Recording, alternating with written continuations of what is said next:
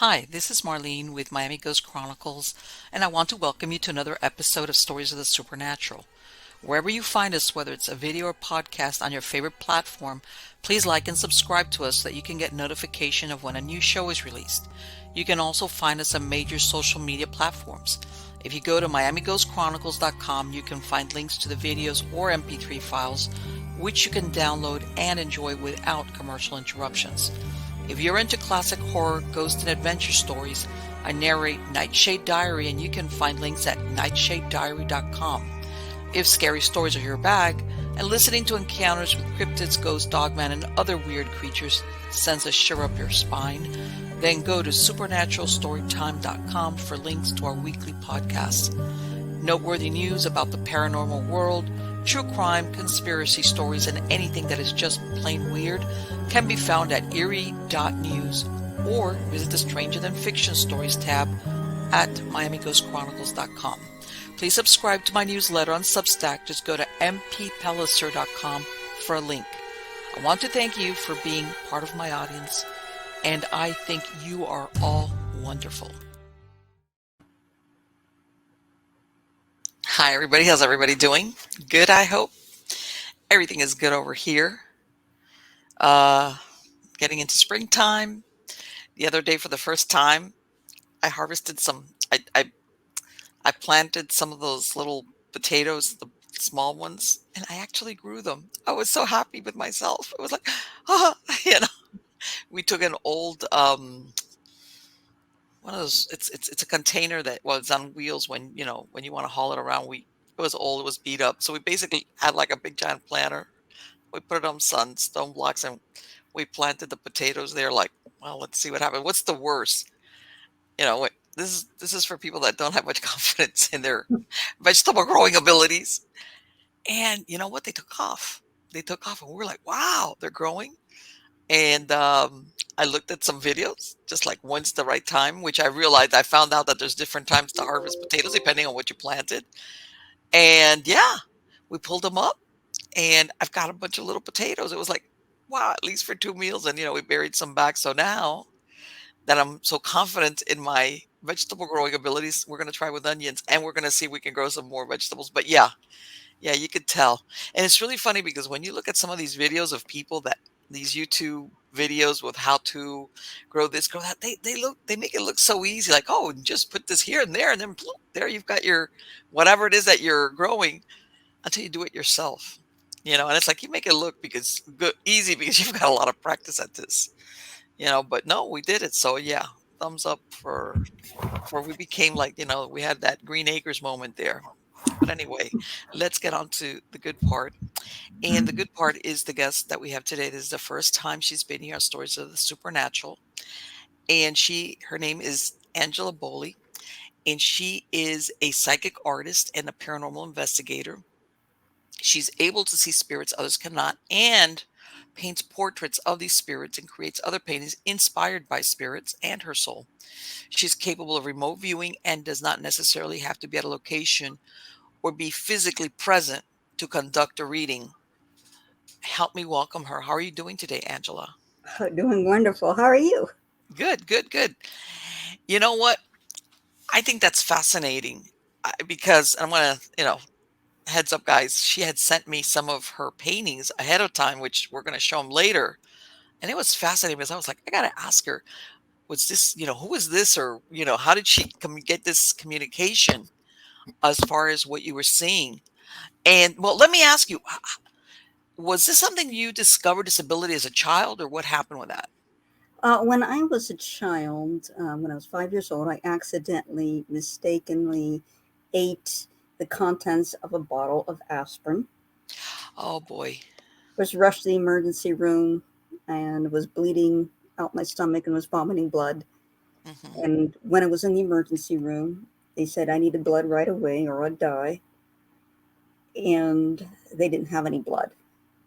So Ooh. I actually went into shock and I passed away in the emergency room.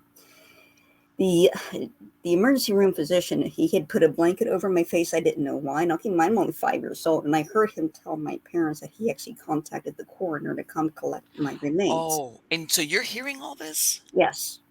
Oh my God. Okay. His exact words were, "I called the coroner to come get her body. It may be a few minutes, it may be hours. We don't know when he's going to come." And while I'm laying there under the blanket, I'm suddenly able to see through everything around me. But first, I experienced this tunnel, like I was going through a tunnel of cobwebs that were like black and white and was all crinkly, like Mhm. I'm going through some like cobwebs.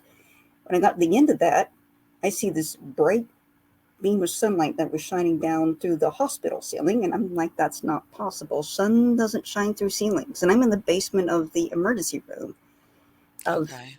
the hospital. The emergency room was in the basement of the hospital, and I actually float up the sunbeam, and I see everybody on all the other floors. I float up above the hospital where I see the roof beneath my feet, and I see them heading towards a very bright light. And I question, am I heading towards the sun? And then I look and I see the sun, but the sun appeared small and dim compared to the light I'm going to. Okay. And when I enter this light, I actually become one with it. And it's this most incredible love, the source of all intelligence, the source of everything good, great joy, and amazing presence. And while I'm in And this light, and this is a 5-year-old child. That's incredible. yes, and while I'm in this light, there's a voice from the light that says, "Your body is made out of small structures that people call cells. I'm repairing every single one of those and I'm sending you right back." Like, I didn't know anything about cellular biology Right. at life, Of right? course. And then I actually did the reverse. I went back exactly the way I came. I went down to the sunbeams, back to the roof of the hospital, down through all the floors, and then I see my body laying there. And that was jarring for me to realize I am not my body. It's a my body is like a suit I put in Mhm. or put on or wear.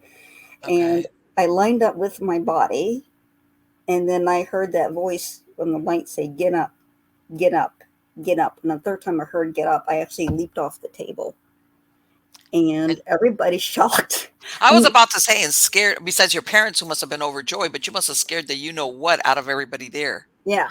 And the doctor asked permission to re examine me, and he said not only was I fully recovered, but I was in better health than the average child my age, and he could not get over that. He was absolutely astounded because I had no pulse, I had no brain activity, no blood in my body, and I'd been dead for over 30 minutes.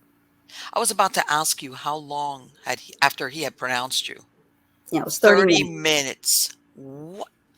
I can those your parents must have been like let me that's got to be one of the most horrible situations a person could Mm, endure as a parent. right. And then to have that happen, they must have been like so and that doctor must have been like either they must have looked at him like you don't know what you're doing, but again, you lay there for 30 minutes and obviously they sent for the coroner, so they really thought this is not a question of resuscitation. There wasn't any waste. I had no blood left. I had literally vomited all the blood I had in my body. Oh my God. I'm just thinking of that, and that is so what happened after that? Did they I bring like consult? Like did they bring other doctors to look at you or something? Or No, they were just everybody looked shocked and dumbfounded, and my doctor's like, "I can't explain this. I can't explain." right. And that's all. And then they just sent me home. I mean, it was. I mean, that nobody came in, nobody else questioned it or anything. Okay. But I noticed a big difference because I noticed my perception had shifted. Okay. It's like I was in tune with that spirit world that I had just left or Mhm. just had gone into and was now back in the body because right away I realized I could hear other people's thoughts. I could see spirits inside the house. I had clear Which you eyes. didn't do at all before that No, that experience. I only had one experience prior, but then I was much younger and I was a toddler and there was a spirit of a little child in the house we were renting that had been hit by a car and killed out front, and I was interacting with that child.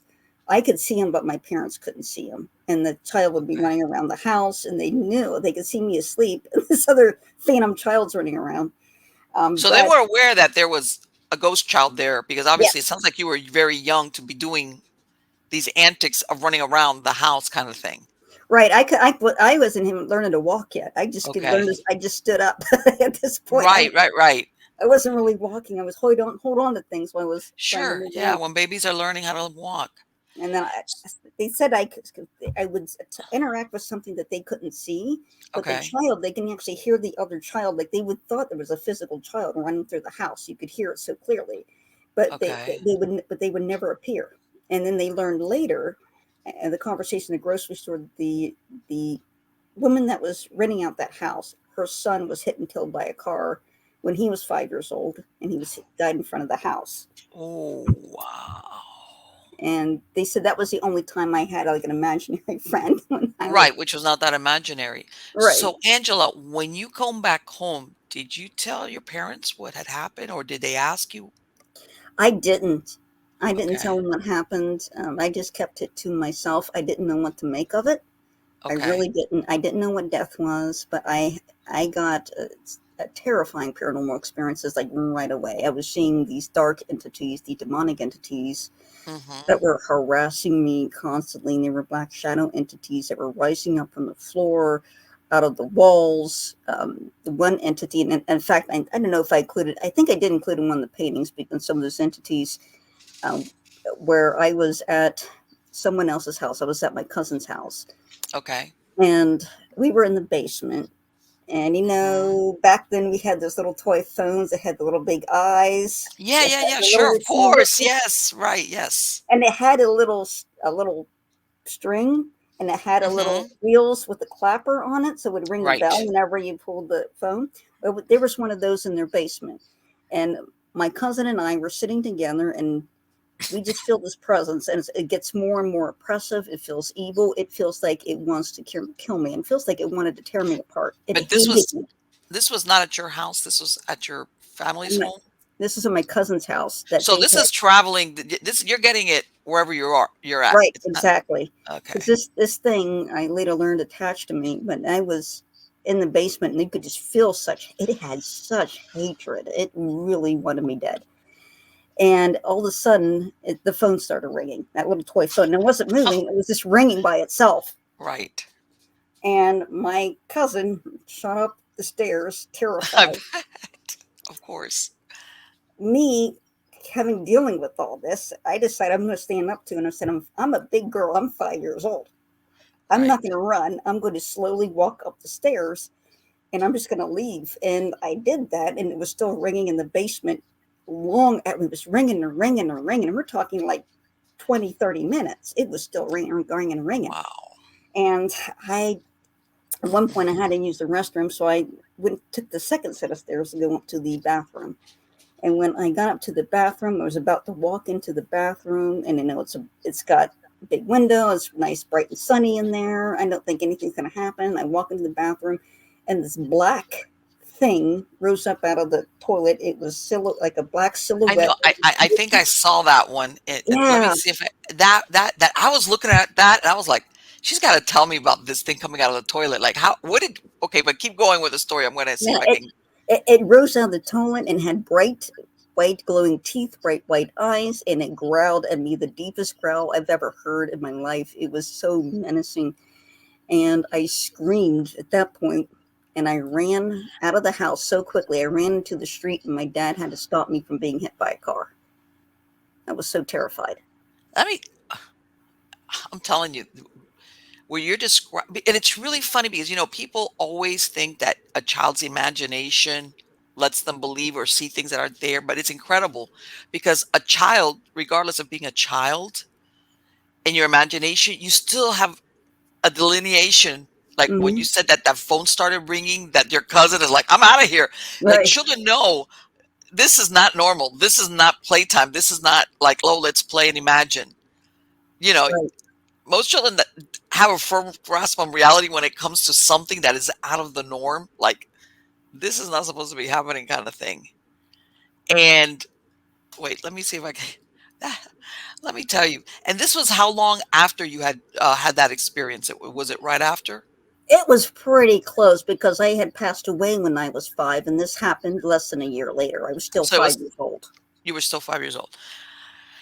Let me see. I'm gonna wait for it to scroll through until I find that one with the coming out of the toilet thing, which was so. And did you feel that that was what you had felt in the basement? Yes, it was the exact same. entity. And this entity hated me, hated me. I learned later on because I kept being able to leave my body, and God would take Mhm. me out of my body and would talk to me, and that's, Jesus would talk to me. He'd come to me and he Okay. told me about my abilities, and he said he gave me this as a gift. And in the vision that he announced it in, he came in the form of a biker on a Harley Davidson. Like he Are had a you full kidding beard. me? Yeah, That's great. full beard, and I recognized him as my father, but not my Okay. biological father, like my real father and Okay. heavenly father. And he was just so much love, his So presence. let me ask you, this is because what you're describing is pretty heavy for a kid who had Mhm. that experience. Did your parents realize that something was going on with you? Like that, I I don't know. Yeah, I Like, told them. They would not believe me. They said I had a okay. nightmare. They would. In fact, my mother punished me Oh whenever I my, talked about it. So right. I was so terrified of the dark. But she actually threw me into my room, turned off all the lights, waited until it was dark, took the chair away from me that I needed to stand on to turn on the light, and wedged it under the doorknob so I couldn't get out of the room. And I just screamed Oh, and screamed and screamed until I was exhausted. And I woke up the next day because I passed out screaming from exhaustion. It was just, I mean, exhausted from screaming, let but me, you know, let me tell you something. That's you know, because it's. I want to say without knowing the particulars that it's more than likely she did believe you, but she just didn't want to open that door as right. to, you know, it was easier maybe to dismiss that you were seeing these things Hmm. versus because then what do you do? If your little kid, and that's the thing when you're that age, you know, I don't know. I have had well, my kids are big now, but when your child is telling you something that is like childlike versus if they tell you something that's out of the norm, you're like, whoa, whoa, where'd you get that from? Like, how did you come up with that? Because you kind of know what his childlike imagination will Hmm. produce versus something that is very odd or dark or weird. That right away you're thinking, yeah, you didn't think about this by yourself. Like, how'd you come up with this? And that's what I'm saying. It sounds like this was something that if your kid would tell you, you'd be like, all right. So I don't even want to ask you how long was it that you were basically on your own having to deal with this? I mean, up until my 20s, I mean, when I I'm started in college. So, uh, okay. okay, so when I was in college, okay, this is another one. This is somebody's spirit animal, an otter, and he was actually Ugh, teaching somebody okay. clear audience. And this is an angel. I call her the angel of time, grandmother of time, and she is an Okay. guardian who actually watches over time Right. in Let me. different realities. That Okay. one is someone's guardian angel, and you see the little flame on his chest. And Hmm. here's a Paleolithic woman, or Neolithic woman. She was actually from the Stone Age and was someone's spirit guide, but she was protecting the spirit animal. There's another Okay. angel with a message from the angels, and that angel is kind of comforting souls here on earth that's suffering.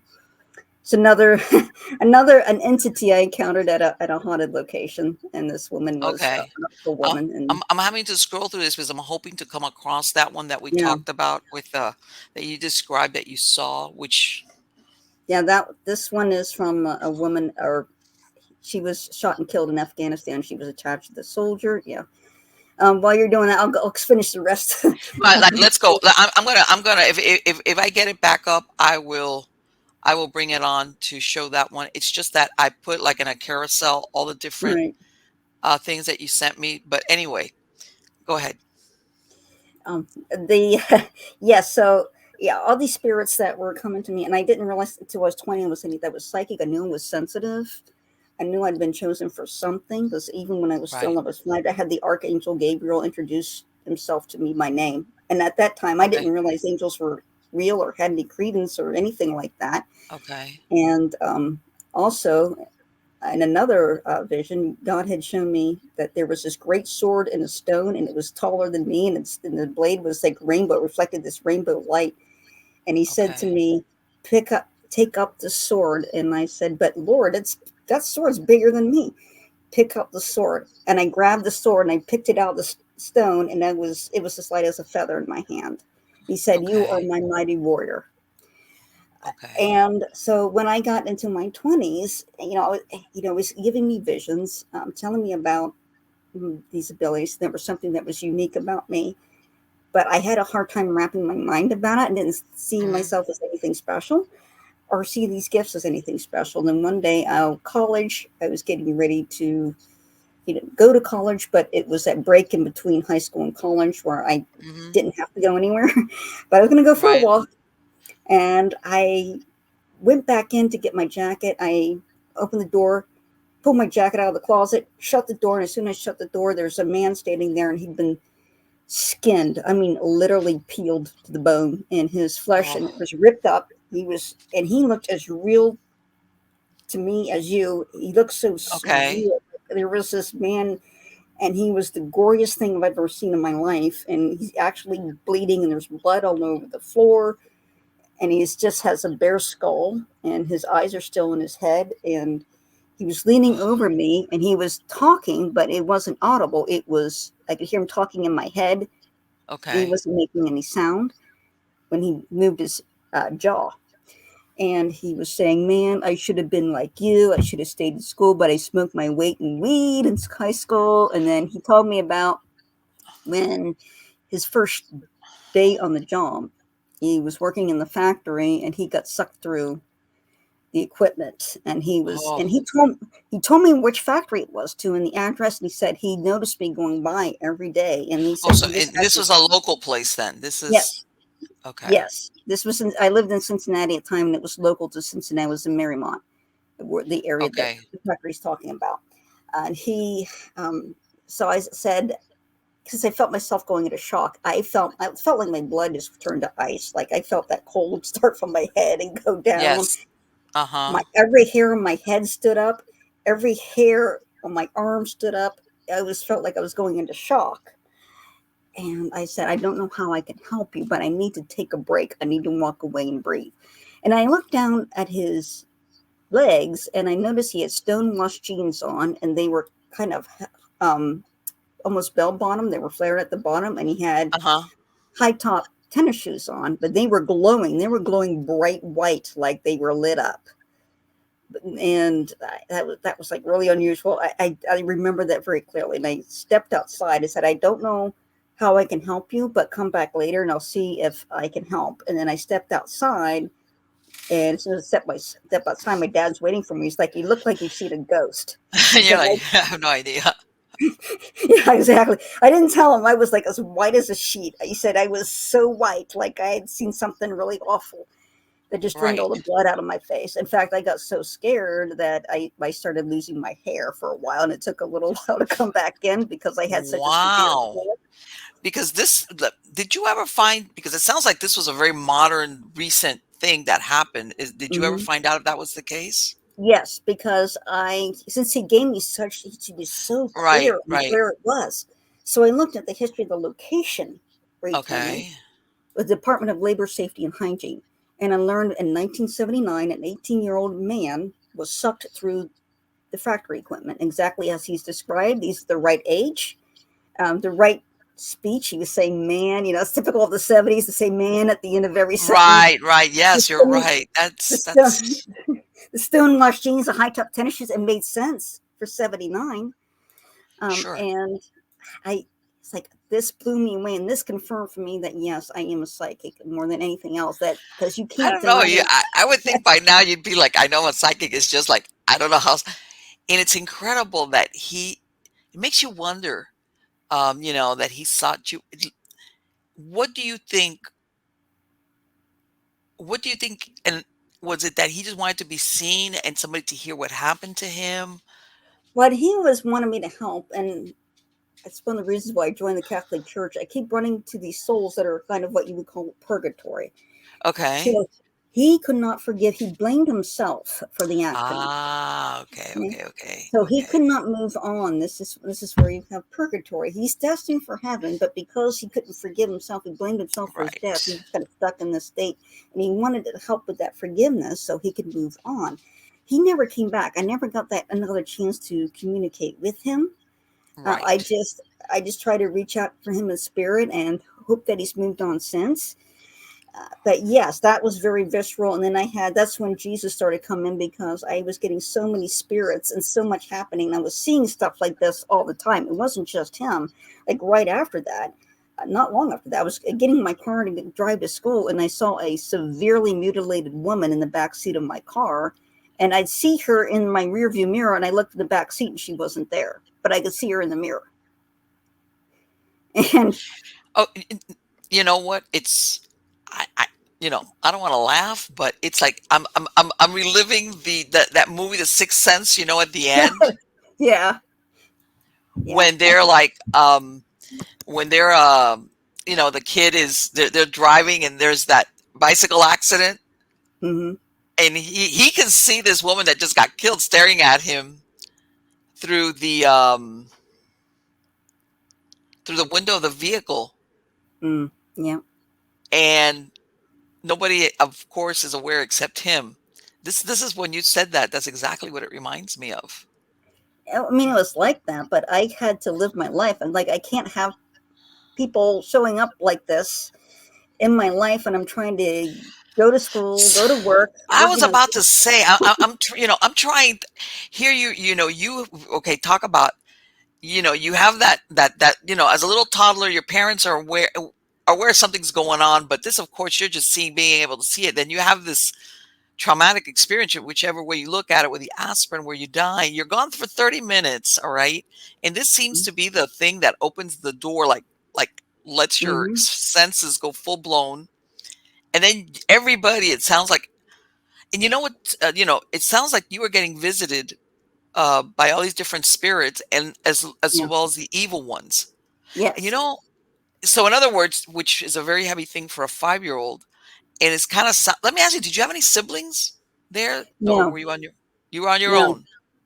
Yeah, and I had a spirit that when I was 5, one of the first spirits that came to me and to help cross over was a little girl who had her throat slit Oh, by her father, horribly murdered.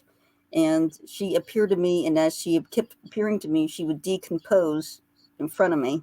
oh my And God. Okay, when okay. you're 5 years old, you don't come with this. And she was set with this long with this piece of metal, and I didn't know what this piece of metal was. I'm 5. I had no idea. And then Sure. when my mom took me for a haircut, I saw the same type of piece of metal being used at the salon, and I'm asked, "What is that?" And she said, "Well, that's a straight razor." I was gonna say it was a straight razor then, what he used. Okay. Yes. And that So, she kept coming to me in dreams. So there was other spirit. I mean, there was ghost. There were ghosts actually trying to possess me. There were okay. angels. They were all sorts of beings. It was like a free for all. And you know what's really, because that's what I was gonna say. It sounds like, and I've heard of some Catholic priest exorcists that Hmm. have said that because in the conversations that they've had about real, possessions and things like that, and where they've taken, and what you just said is exactly what they described.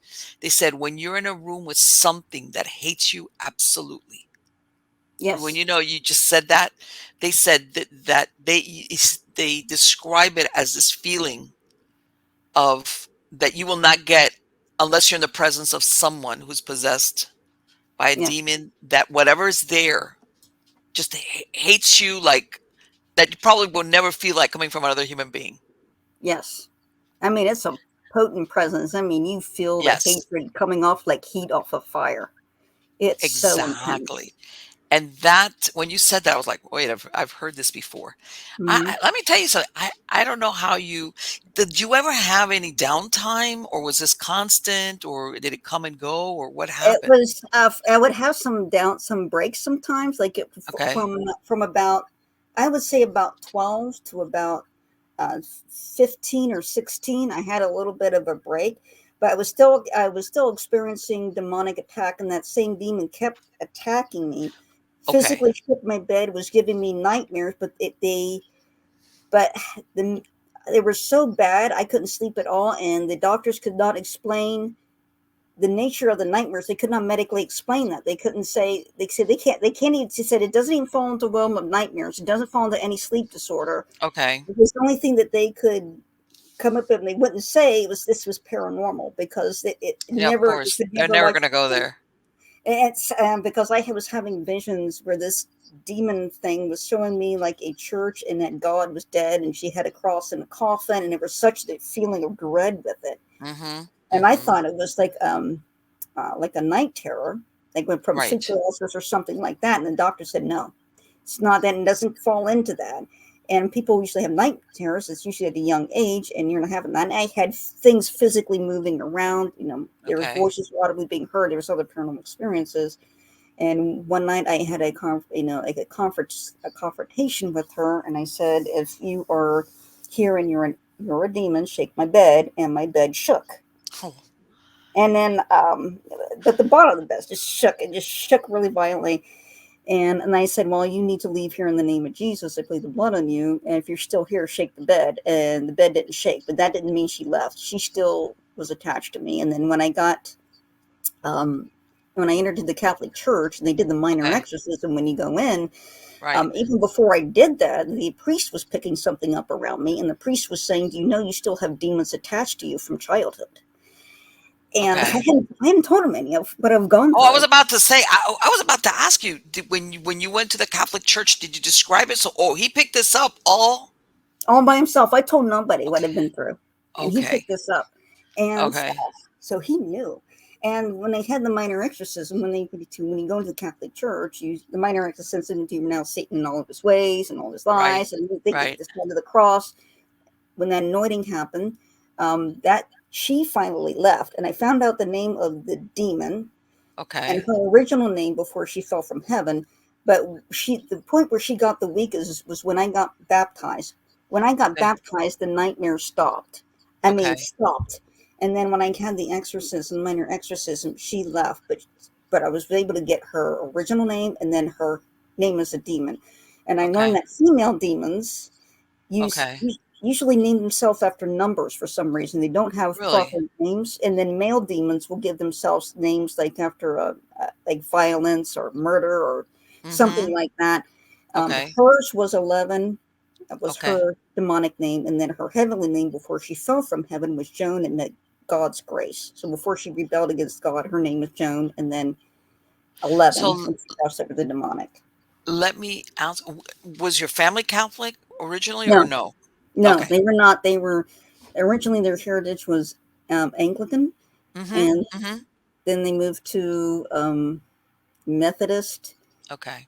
and then it was like the Jesus only group, and Right. then Lighthouse Assembly God, and but they had left the church, all Christian. They had left all the church at that point, and then I continued to be Christian but not attend church. But then Right. after I got into more of what I was experiencing, it's like wow, Mm-hmm. the Catholic belief system falls right in line with what I'm experiencing. Explains a Okay. lot because And the reason why I'm asking you was, did any of these religions that your family was involved, did they know about it, or did they ever try to do anything to help you? no, Okay. It was all right. no, not Yeah. none of that's like it was like they didn't believe any of that. Okay. My but Jesus stepped in himself, and this is really interesting because like when I told you when Jesus showed up, he showed up in a vision The as Harley. as a biker. I love that. I love that. I think that's Full great. beard. He's riding a Harley. He had tattoos. Now let me tell you, the tattoos are like the most important, amazing message of this vision. He had love tattooed across all of his knuckles. Like you know how Okay. some people have love and hate. He had Sure. love, and Yes. then he had born. It said okay. It said born to die, raised from the dead on one arm as a tattoo, and had Okay. Alpha and Omega tattooed on the other arm.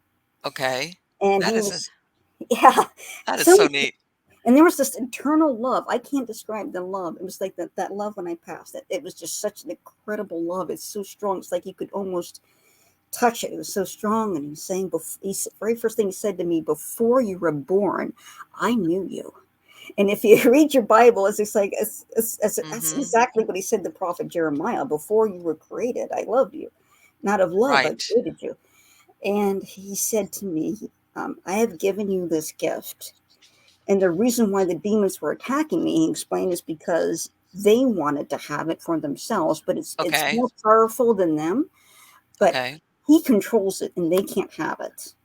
Okay. So that's why I So had in other seen. words, they wanted to possess a person with your abilities, basically. Yes, Okay. and that's what 11 made clear to me too. She came to me in her own vision, and I was wide awake when it happened. She appeared to me, and there's the different forms that she has. There's one that looks Hmm. absolutely horrific, but the more human form she appeared in, I was just instantly paralyzed with such fear. It's like she just projected into me, and I was completely paralyzed. She walked up to Okay. me, and she has an affiliation for everything French. I think it's because it's a mockery of since the French language is a mockery of Latin, like mocking the Right. language of the Holy Church. Yes. So she had like a French outfit. It's like a one piece outfit, and it's Okay. white. And she had like short hair, and it was up in curly cues, and um, Right. but she had red glowing eyes. Oh Um, boy. it, it's kind of similar along the lines if you remember Ghostbuster, and you had that being that was dressed Yes, that they end. Yes. at the end. It's very kind of similar to that, only she's more taller, more elegant looking, Okay. um, and her proportions were not right. So think like really long arms, like like You you know wouldn't what? see in a normal person. And she Right. walked up to me, and everything was red behind her. Everything around us went red. And she walked up to me and she said, "Why not?" I said, "She said that she comes from an ancient race that existed before mankind." And she You're said it like, was like 5,000 years before mankind even oh, existed. She was. okay. And she said to me, "Join us. Look at the destructive power that you can wield." And she showed me New York City, but I had leveled it with my psychic abilities, like an atomic blast. And it was just Okay. leveled and it was just gone. And all these people, and I felt such pain in my heart over that because I don't want to see that type of suffering. Don't want Right. to Right. inflict Right. anybody. And I'm like, it was so sorrowful. And I seen all this darkness, and I know everybody had died. And I'm like, no, I'm not joining you, and I'm not giving you any power. I'm not joining with you. And then she left, and then What everything went back to that normal. is that. Let me ask you, during the years, Angela, did your mom or your parents ever admit or see anything where I think because I feel so bad when you describe what happened when you were 5 years old that your mom especially didn't believe you. Was there any Mhm. moment that she ever admitted or saw something where she realized that wow, that she had like basically left you on your own to deal with something of those proportions? No, I mean, I never got Nothing. any support from either of them, and I Wow. that's that's hard. and No, it is. It is. And the reason why I say this is I've spoken to other persons who are psychic or mediums and really young. They've had similar, maybe not as drastic, like as a near death experience, but they've seen things and sometimes they're told their parents and they're either disbelieved or don't talk about that, but not like that. But then it's really funny because down the road, things happen later on to either their siblings or their parents where they realize, hey, this wasn't my kid's imagination, but that's why I was asking you if that had ever happened to where they had their moment, their like coming to Jesus moment. the only thing that came close, well, more recently, and then my late 30s, where I kept having deceased relatives that I had never known in life come to me and give me Okay. messages. All And in right. particular, let's see, it was one time in my 20s where I had a hard time at work, and my great grandfather and his father in law came to me, identified themselves by name in the dream, William Williams and William Amos. Okay. And I never knew them because one of them died, I believe. Well, they both died well before I was born.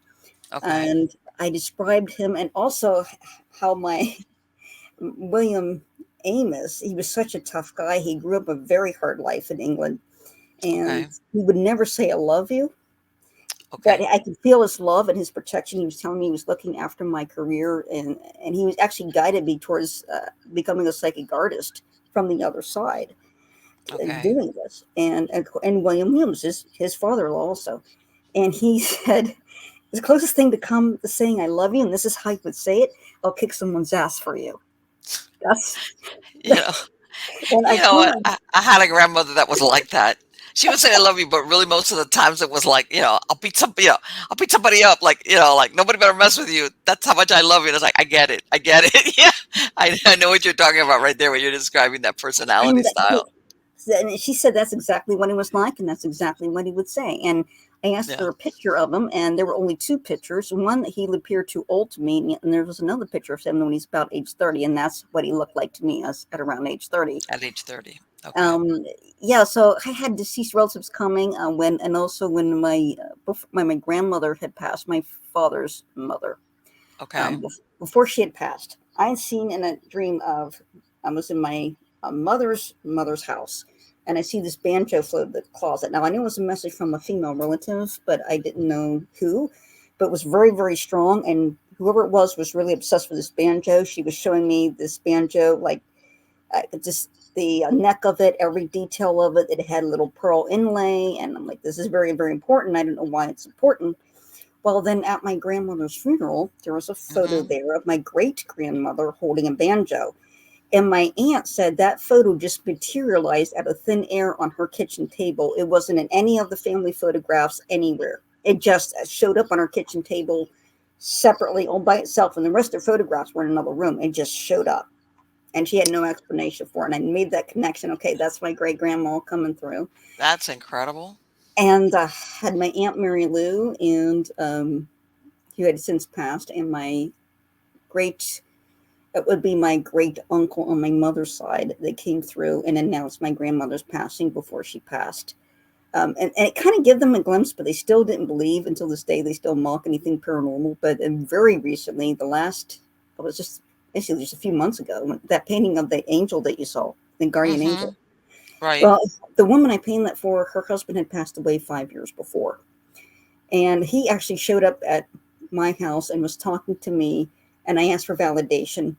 And Hmm. so he actually manipulated some objects in the house. My dad just got out of the shower, and he normally has his deodorant and a razor in one bottom left drawer.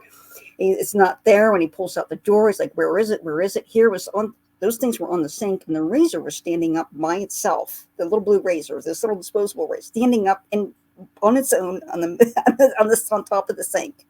It wasn't leaning against anything; it was just standing upright. Okay.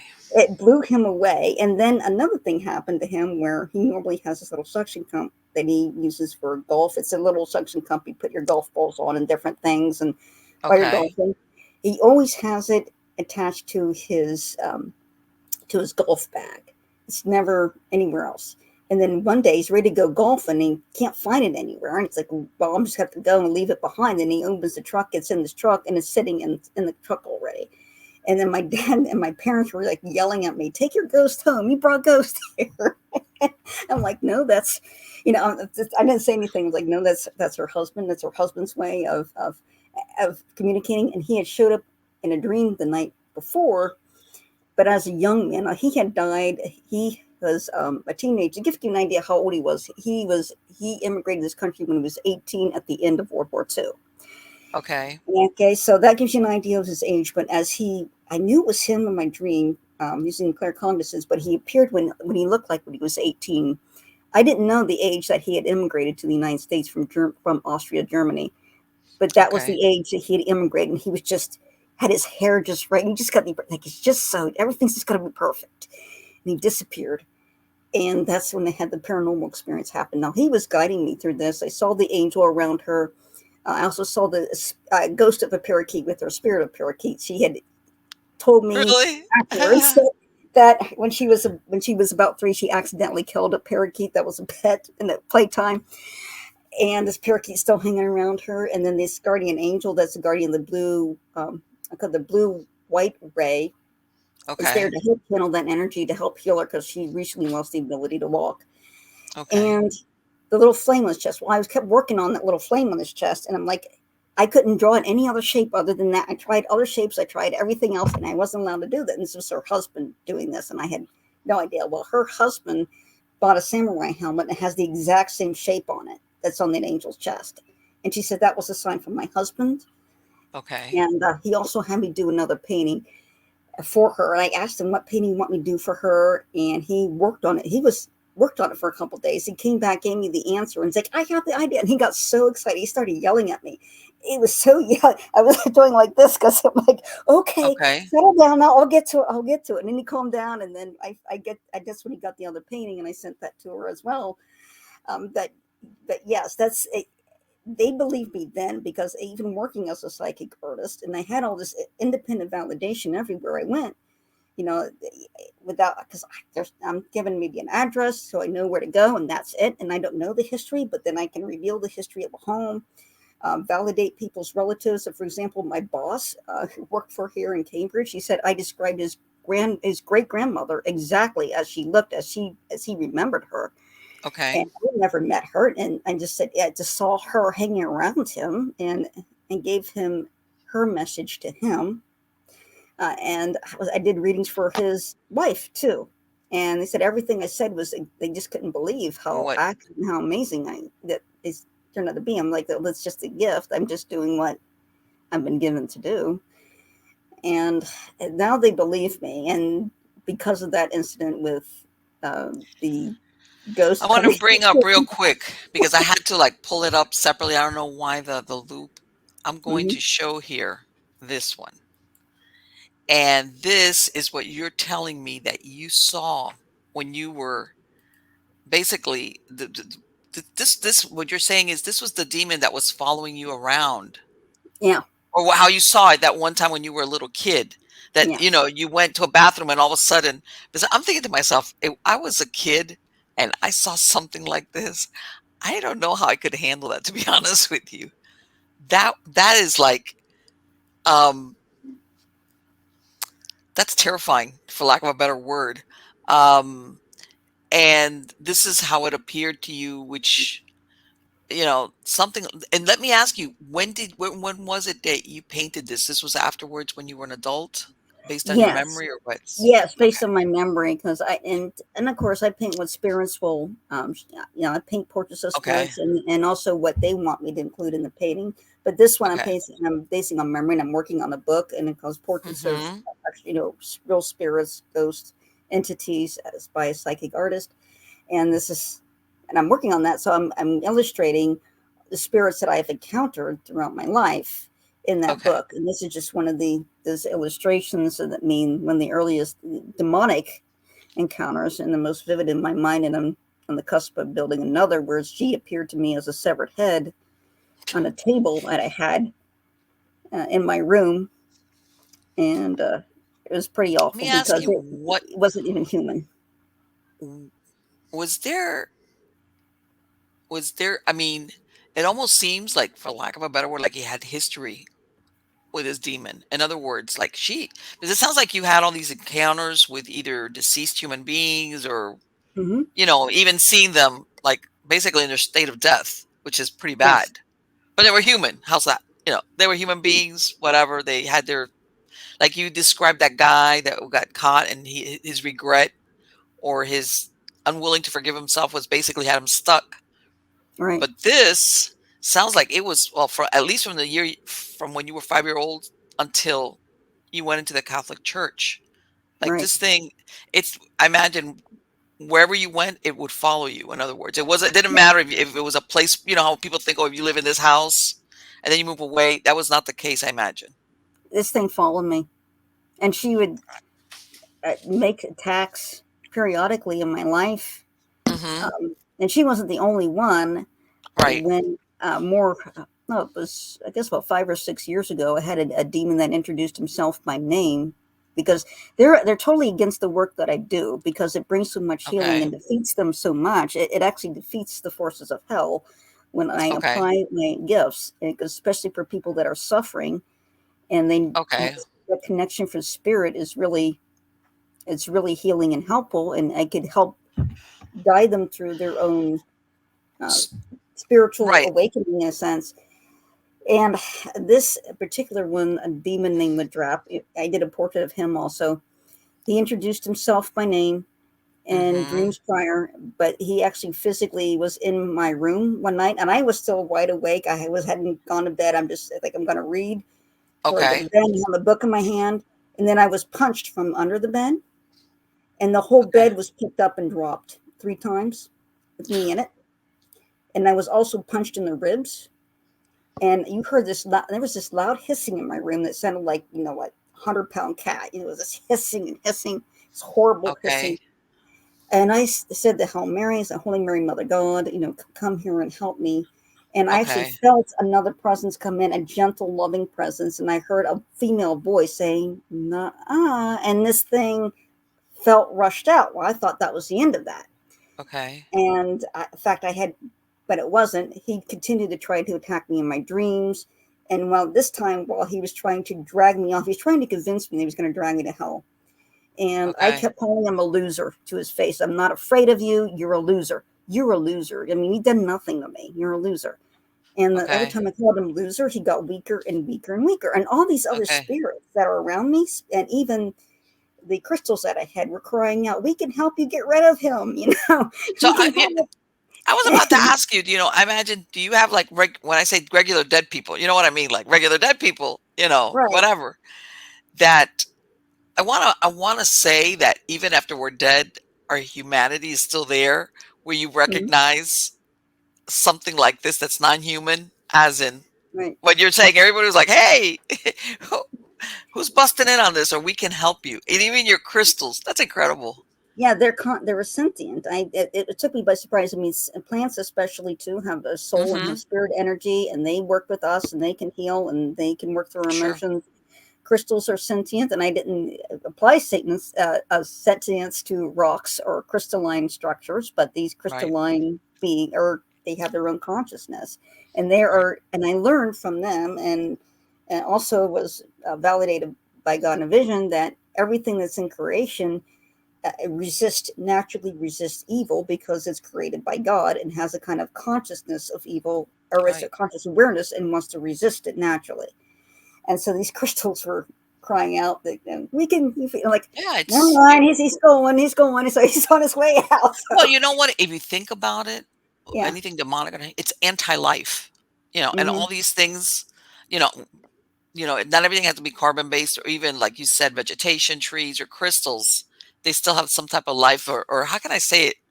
They're part of the earth, like the life thing, the life cycle, whatever. It's But like, it's life, yes, they've got a consciousness. They have a right? There's a conscious. cycle of whether you call it life, and rebirth, death, Hmm. whatever. But what you're describing, something I imagine, this is my interpretation, something like that that's never really truly been alive. It's anti-life, and all these things, just not us. All different Right. types of life forms.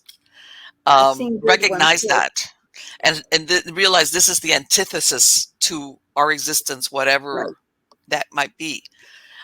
So it sounds like you're like armed to your have you ever gone well, I was gonna say you don't need to go anywhere, but have you ever gone somewhere and said, "I gotta get out of here," because you felt like something really dark was, whether it was a house or a location or anything like that? Anything really dark, I'm ready to fight at a moment's Okay. notice. I don't. I'm not afraid. I mean, even when that one time when I had bruised ribs for like 3 or 4 months, Oh my um, god, that from is that from that encounter, because I mean, the martial arts, I love the fight. I'm not a backing down type of person, and God said I right. was His mighty warrior, and that's exactly the Okay. attitude I have. I don't have any fear. I kind of follow the code, and when I talk Okay. about the code, I have memories of a prior life when I was a Thane in Northumbria in England, and I Okay. adhered to the warrior code, and I still adhere to that today because that prior life was so vivid to me, and was such a great tactician, a great fighter at that point, a Okay. great Thane that I adhere to that the code that is still in me. Never run, treat your enemy with honor, but always stand up for yourself, never run, and always have courage. You have to be, the more that you suffer, the tougher you're going to be. Right. And so I've never been in a place where I felt so, so dark, like I'm going to leave. Nothing like Right. that. But I've had places where I felt like I've had to leave, and there's been so much suffering because as the Okay. physical mediumship part, I All will right. feel the suffering.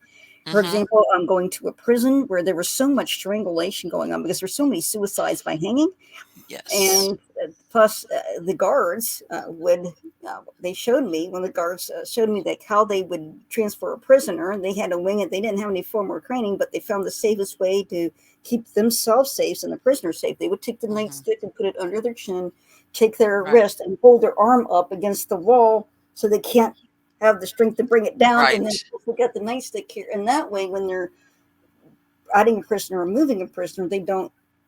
There's Right, it's like we're not gonna risk that you can move, and I hate to say it, but you're right. I mean, it sounds really brutal, but also back then, like you said, it's some of these prisoners sometimes are very dangerous, and it was like, you know, very few unfortunate. guards and many prisoners. You know. Well, and you know what? It's you get a mix. You also had Mm, I think sometimes people that ended up being guards mm, that took advantage of their right. position to basically Absolutely. inflict things on prisoners, which weren't right. But Hmm. I think it was a mix. And then, of course, you had prisoners, which were like, horrible human beings. Right. And they even victimized other prisoners while they were in Right. the prison themselves. So That I was can the, imagine. Yeah. that was a concern of theirs too. That they said that was one of their main concerns, was not so much the prisoners attacking guards, but prisoners attacking other prisoners. They said they had, Yes. and they told me in the astral that they had a prisoner transfer where they take a prison out or prisoner and they're moving into another cell so they can put another one in there. And when as soon as they got one out and those two prisoners met each other, one stabbed the other, and it's like we can't have that happening. We have to keep Sure. everybody safe. But also places there was a house where there was just such a history of suffering too, where there was a horse that had passed away in the backyard I was picking up, had a horrible health issues. I was picking up cholera and the history of the house. I was Hmm. also picked up, or there was a child that was got speared on a what they call those hay forks. Yeah, yeah. I know Occupation. what you're saying. Yeah, I know those pitchforks. Pitchforks, yeah, and it was stuck in the ribs. Oh, Also tuberculosis. I mean, this, it's let me always ask so you something, Angela. When crazy. you Why? have these experience, when you pick up on this, Yeah, are you picking up the experience or is there anybody trapped there? You understand? You know how sometimes yeah, maybe the feeling is recorded in the fabric of the place, but there's no actual entity or soul there. It's yeah. just either it was intense experience or repetitive. Is that what you're picking up on, or is there an actual spirit that's there that's for lack of a better word, Both. feeling it? You can tell the difference. I mean, I can tell the difference because it's Okay. something that's imprinted in the environment. This one particular house did have a little bit of everything. The one that Okay. was printed in the environment was cholera. I could feel that really strongly. That Okay. there was a long period of where people suffered from cholera there All right. in that area, and I could feel it was like it felt like a river of the sickness that was flowing through the place. It wasn't an entity; Okay. you could just feel the feeling flowing through the Sure. house. And then what I was feeling, the tuberculosis at another location, I was Okay. actually feeling the symptoms. I mean, I could not breathe. I could feel like I only had this much air left, like this much working Okay. lung left, and it was Okay. so bad. And there was another medium there, and she kept picking up coughing up blood, but she was so young, she never heard of tuberculosis and didn't know what it Okay. was. But I was heard it was being whispered to me because there was a child that had been diagnosed with tuberculosis and he never got to go to school. And I was feeling all of his symptoms. I mean, physically feeling, and it was the most horrible thing where you can't breathe and you feel like you're just going to die right then and there. So I looked up the what people who have tuberculosis when they're in last phases of it, what it feels like, and that's exactly what I felt like. I felt like I just had this little patch of working lung that was in my upper chest, Right. and that's all I had, and it was like I was just gasping. It was just a misery. It was so Okay. horrible. It was so hard. It was like I felt like I had to walk away because I kept telling the spirit, I have to walk away. I can't Right. I breathe. can't, exactly. This is too vivid because think about it. Inevitably, that you're not going to be able to breathe, which I think is going to be one of the most horrible ways to die. Another You one know. at the jail I went to the, I think I might mispronounce it, Kashinko County Jail in Indiana. That Okay. one on the second floor, where the incident actually happens on the first floor. I told him, don't tell me anything. But when I got to the second floor, I really literally felt like I'd been shot in the chest. And I literally fell over because I really felt like a stray bullet came through that window from the street and I got shot, and Okay. I'm laying dead center of chest. And when I'm laying there, the person's asking me questions like, "Who are you?" And I answered. I told my name, and I gave the name of a woman who was shot. And she asked me what year it was. I said 1910. That was the year she was shot and killed. Okay. And I gave her name accurately, the date accurately, and it was her. boyfriend, who they tried to um, commit a forgery, some bank forgeries. They tried to get money out of her father's bank, and it was a mess, and that didn't work out. She got caught. She went to jail. He came one day, and while she was being led to the outhouse, he walked up to her and shot her dead center on the chest. And Wow. I felt that. I mean, it felt so real to me. I'm like, she could be calling somebody, said it has to be. Okay. And she did, Okay. 'cause I really thought I would have been shot. And was So she there? Was he was there. she was stuck in that which is and what do you let me ask you in these situations, obviously surprised that she's caught like in that hamster wheel of that last experience. Well, it's not really that. She, I mean, she definitely committed the crime, right? She did Right, forge right, right. checks, but she was keeps proclaiming her innocence, and that her boyfriend had had did something or was intimidating or was forcing her into this, Sure, and and that's believable. Yeah, I believe wants that. this acknowledgement of being innocent, like she wasn't really to blame in this. It was all him, and it just feels like she wants that acknowledgement. And I actually did the portrait I did of her that she presented it to me is still Mhm. hanging in that prison. What do you think that when she was able to relate that to you, is that what she was waiting for to move on, or what happens with Well, that? she wants to stay, but I think she wants everybody, as many people as she can Oh, possibly tell. Like okay. I'm not guilty. I am innocent. I am innocent of all wrongdoing. Right, You know, it wasn't me. right. And I think And you it's know what? I can see where somebody that feels like they've been accused or convicted in this case of mhm, something that they feel they're innocent of, where you right, kind of get stuck on that, almost that, you know how you told me that one guy, he had regrets. It's who knows if her regret was, I should never have gone off with this person. You right. know, I like, should have never met that guy. I should have said, or or if I met him, once he started talking about we're gonna do this with your against your father, I right, should have like said, nah, I'm out of here, or told her who knows, right, right, or got and sneaked away or left them or something. You know, yes, and sometimes people they get stuck on that thing like I never thought it was gonna end up the way it did, much yeah, less that he would end up killing her. On top of it, let's add the worst on top of it, the icing on the cake is, and on top of that, he shoots her. It's like after yeah. she goes to jail, yeah, I could see where some people He that shot her. He shot her, and the thing is, he shot her twice. He shot her in the chest, so I felt that gunshot wound. But he also shot her in the head just to make sure she was dead. With the second shot, the first shot I felt. The second shot, I knew she was dead in the very first shot because I knew right where the bullet entered was right dead center of the chest. did you ever find out what became of him? Was he convicted or prosecuted for that, or I mean, I imagine he had to have done it in front of like witnesses, like Oh yeah. Oh, I mean, he was caught in all of that. I don't recall if he was hung for it or not. But I right, do know he was caught for that because he did that in front of everybody. I mean, in front of prison people, right? There were people in the prison escorting her to the right, outhouse, and, and he walked right up exactly. to her and shot her dead center of the chest, and then shot her in the head. That is incredible.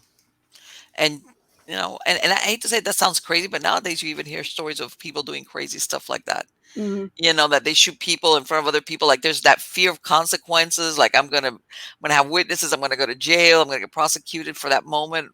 They forget To about that and they do me, horrible it things. I just got the impression, and from her that, and just looking back at that event, that he was just. I just got this feeling from him that he was just obsessed and obsessed and obsessed, and it's Hmm. like Yeah, he got so obsessed with especially power and control, like this has to work, this cannot fail type thing, sure. Or who knows and if he even blamed her, like, oh, this didn't yeah, work because of you. Maybe whatever. You didn't do what I told you, or who knows. right, But yeah, people don't realize that some type of, and that even has almost like a little bit of a flavor of maybe mental health problems or mental illness on his right, part. We, like you said, that obsession thing where, yeah, I might go and serve a lengthy jail term or even be executed, depending, I don't know the time period. When you said it was 1910, but I don't care. I'm going to have the last word on this, the control thing, right. what you described. So now it sounds like you're calling the shots. In other words, when these things either appear to you or intrude on you, Yeah, Obviously. yeah. Jesus came to me and when he told me he had, and I had this gift. He was showing me how to set up boundaries so I could live my life, so I can go Okay. to work, go to school, and just and Mhm. live. And because there were so many spirits that were coming in around me, it was like imagine if you were like a in the center of a crowd, and you're a famous person. There's no security, and there's all these people pressing against you. It was like that for me all the time. And he showed me, no, you can say, here are my boundaries. Do not bother me between these time frames because I have to work. I have to stay focused on my job, or I'm in school and I have to focus on my schoolwork. I have to do this. But you can come to me at these times Mhm. because I'm not at school, and I'm just designate this time slot for you, and you can come through this way. So I learned to lay down ground rules for that because of Jesus. And I learned to, because I'm such an energy worker, like even then I didn't recognize what energy work was, but I was doing energy work. Okay. And that's one of the things that I do now. I do Reiki, but with doing energy, you can actually manipulate light and energy around me because they see me as this extremely bright light from a long Okay. way Okay. off. It's like if you're walking into a dark world and you see this light and it's so bright, it just lights up everything. You want to walk towards it. Okay. So that's how they see me. They come towards me, but I will take that light and I can manipulate it. I can channel it through them to help heal those souls. And I will usually call down like a ball of light from heaven to help Okay. heal them. Like, for example, as recently an investigation, I was at a Broadville funeral home and I kept picking up on somebody who was badly burned. Mhm. And there was other investigators from talking through a spirit box, and I asked them about being burned. I said, "Oh, I could tell. Okay, so this was you had piled things up in the basement because what I was seeing was like there was stuff that was improperly stored in the basement. It caught Okay. fire, and there were a number of people hurt. It wasn't just him, and the house had burned down. The insurance wouldn't pay out the claim because, of course, everything's properly stored. But he was very seriously hurt, and even eventually died later from his burns. So I asked him about the burns. He said, yes, he's burnt. And then he acknowledged everything that I was saying, the basement where the fire started, how many Okay. people were hurt, and he was burned. I asked him if this burn still hurt, and he said, yes, it still burns. And I said, well, let me see if I can help it. But again, he had guilt about the fire, right? Because Okay. his negligence is what started the fire. He had improperly stored like all these flammable, like paints, yeah, fluids, starter fluids and things like that, and Right. put them all together and Right. the papers, and then they all caught fire. And he was, I felt so sorry for him because I could see the severity of his burns. I could see him very clearly and how badly he Okay. was burned. And I asked for the light to come down. So the ball of light would come down. It's in my hands, and I'm moving it towards him and moving it around him to get this light to help heal. But it says that I got feedback from the light. He wasn't accepting it. It's because of the guilt that he was feeling. And we started talking some more, and I explained to him, you're Okay. forgiven. You're forgiven. You're ready. You can move on. You don't have to endure all these burns. I'm here to help you. I'm here to heal you and make you feel this love. And I'm offering it. Okay. And then when I started talking to him more, the light was able to enter his spirit body and started healing him from the inside out. And I could see him becoming the light shining from inside out. And he started to look normal. I mean, he looked healthy and young. And he's like, I'm not So it burning almost sounds it. like sometimes guilt will like anchor a spirit Mm-hmm. or a soul. Right. Um, And they're suffering too. I mean, they're yeah. still suffering, and this helped him cross. As soon as that light did that, as soon as it felt the healing take place, he just moved on.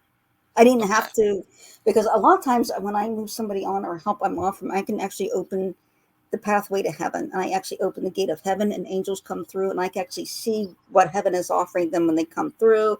Like in one Okay. instance, there's a child, and this child loved candy, so heaven showed him a candy store, so he ran up to the candy store. So that's how he Right. crossed over. And I find that a lot of times people are very hesitant to cross over because they think there's some sort of big dramatic judgment. No, the judgment already happened. If you were destined for hell, you'd be there by now.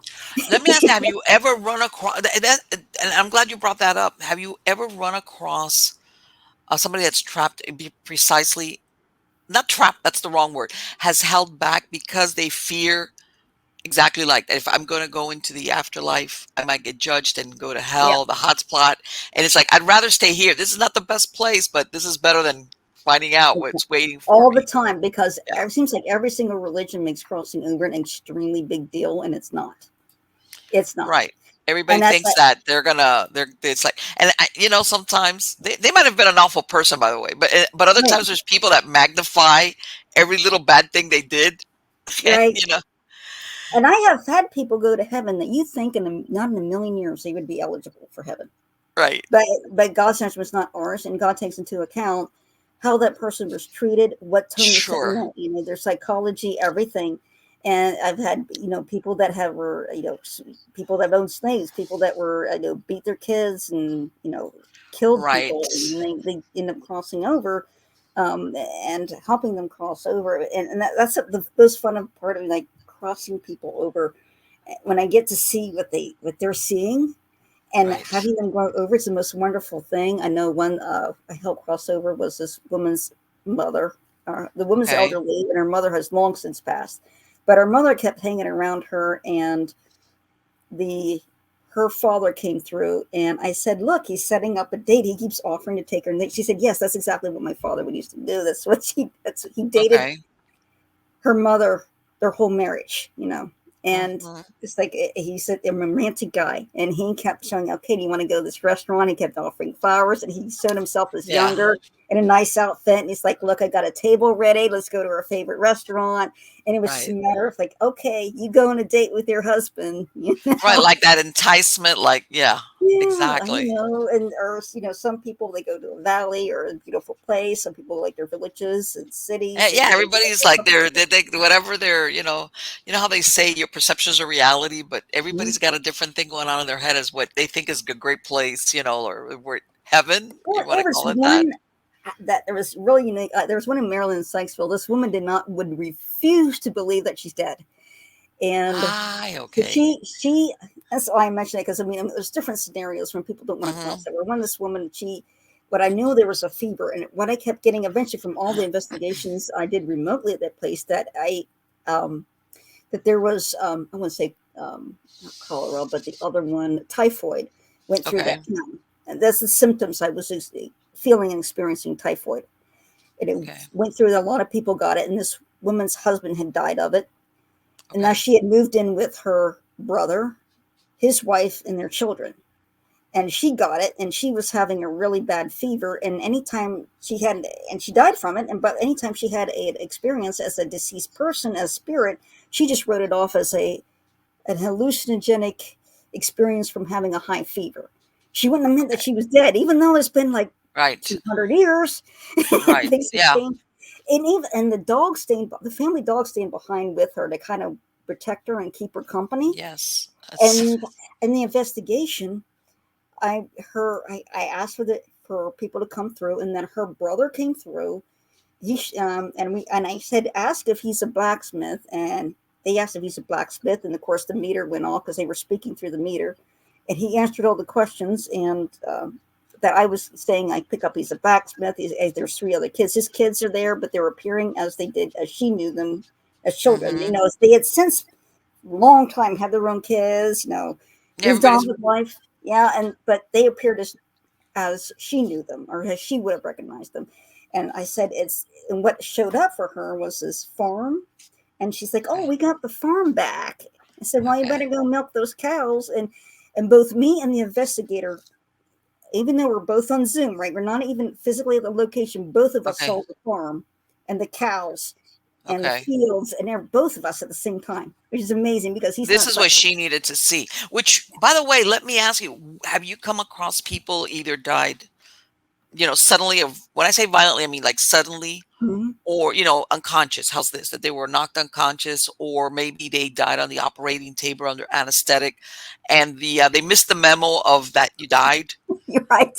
There's You a few know, like that. Most of the times it's kids, because kids okay. can't really process that. I died. I passed. Mhm. It's harder for them, and like Okay. I missed the memo kind of thing.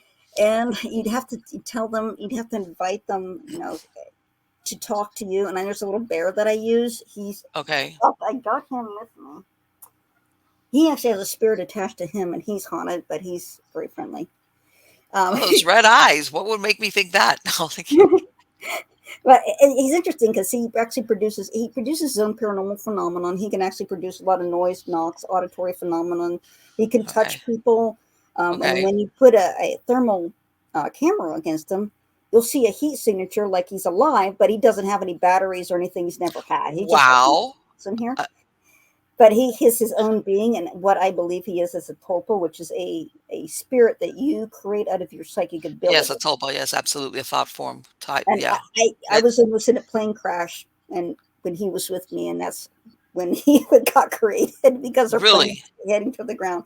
So yeah, our plane had engine I was failure. gonna say, Angela, how many? Hey, some of the things you're telling me. By the way, oh yeah, when I was in that plane crash, I was like, what? Yeah. Yeah, but Oh, by the way, what? Okay. so All right. Your guardian angels must be. Oh my God, She there gives us a break. You know, well, yeah, this she's had got us happened. so busy. This was the year before I passed from the aspirin. It was when I was 4 years old, and we were on a plane from I think it was out of Pittsburgh to North Carolina, Okay. and the plane had engine problems, and we started to dive, and we went in a straight dive down, Okay. and we started to do a countdown to impact, and you And can this is a actually commercial airliner or a it's a smaller plane? commercial it's a commercial airliner, and you could Okay. actually hear him trying to the pilot trying to restart the engine. It sounded like just a car trying to start. I was like, you're Okay. trying to get it to start, and Wow. then before we hit it, before we got almost to the ground, the engine restarted. We got the Okay. engine started, and then we started to climb straight up like a rocket. I mean, he full throttle on the engines. You hear the engines whining like they're going to explode, like really. Right. Right. I never Uh-huh. knew or heard anything as scary as that. We went straight up like a rocket, and then no planes could do this, but the Right. plane was right upright. And Yeah, he's fighting gravity. Yep. and then he said the reason why he did that later when he came back on and explained, he said we were going to hit a hotel if I we was did. about to say, I didn't say hotel. I was thinking a mountain or something. I was thinking, oh, he was like, if we don't climb, like up, vertical climb, we're going to run into something. Exactly. And every passenger on the plane hugged and kissed the entire crew. And then they got to my dad, and my dad's like, no, I'm not kissing you. But I'm never getting on a plane either, but, it's the like, funny thing is, I had my bear with me that time. And now I was going to say back to that bear. So how old is that bear? he's Long. Okay. Don't worry. I'm not going to put you on the spot, but 40, that's an old, he's been he's around 40, for a while. he's over 40 years old. I'll put it that way. He's over Okay. 40. Okay. I had him since I was 3 or 2, maybe 2 years old. And when we got off, when we were on the way out of the plane, the pilot made a point to me that I was calm during that whole event, and because I was calm, the other passengers were calm, and he was thanking me for And, being and you were calm. like, And oh, I really didn't understand. I did, but I never, when you're a kid, you're like, and you said then that after that event was when you think that the animus, if you want to call it that, yes, was created for the bear. yes, and he has the personality of a 5-year-old little boy. What's his name? Does he have a name? He calls himself Happiness Bear because he Okay. thinks it's his job to make everybody happy. It's his duty.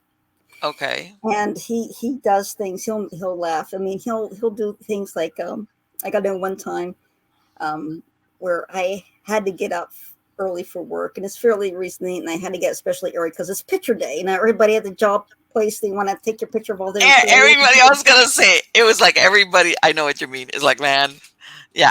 You know what? It's so funny because there's always that one person at work in the picture day that is like they forgot it was picture day. You can tell who that person is. Well, I had to get up early to do it because I had to put my makeup on and all that stuff, do my hair, and but I wasn't waking up. I was like, I just gotta sleep, but I just gotta sleep. And I hear, hey, excuse me, and then I hear, please wake up, and then I hear, pretty please get up, and it was him. Okay. He generated each voice, but All he's right. trying to get me to get up. Like, hey, you got picture day because I told him about it, and then he's trying to get me up, get early so I could get my makeup and stuff on. And he's produced a little ball of sound, like a little ball of his little music box, the same song that's playing, and it's in his bowl, but it's floating around, free floating around the room. Okay. And he's able to produce knocks. There's a certain knock pattern that he has that him and I know. If I hear it, I know it's him. I know one Okay. time I left him, I lived in an apartment, I left him at my parents' house, sitting up in the window so he could watch deer come in at the feeder. And then I hear his knock at my door at my apartment. I'm like, how is he doing that? And I All open right. the door. I think it's just my neighbor. I open the apartment door, nobody's there. Immediately shut it. As soon as I shut it, knocks again. Open the door immediately, nobody's there. And I say, oh, it's him. I can, okay, I'll come and get you when I can. I can't come right now, but when I So get off so of work. basically he it doesn't matter where he's physically at. Mm-hmm. He can basically communicate with you. Yes. And he Ah. can talk through a spirit box easy too. And he's one of the reasons, like, if you want to test your spirit box, you have to test it with him, because Mhm. you can ask him for specific words and he'll keep repeating that word for you on your spirit box so you can hear and Okay. understand your equipment and all that. And I've done this many times with him. He's very good at communicating through spirit boxes. Let me ask him what happened the first time that you realized that he was registering a hate signal. That must have wigged people out if anybody else was Yeah, around there. They yeah, must have been like, well, hey man, what's up with your bear? yeah, because I was doing an investigation, and there it was a slow thing where everybody's on break. You know, they're taking a break from investigating, and my bear was sitting on the sofa, and they were putting a thermal camera on it. Okay. And when the investigator said, is your bear have batteries? It's electronic, right? It has a music, never Uh-huh. had batteries.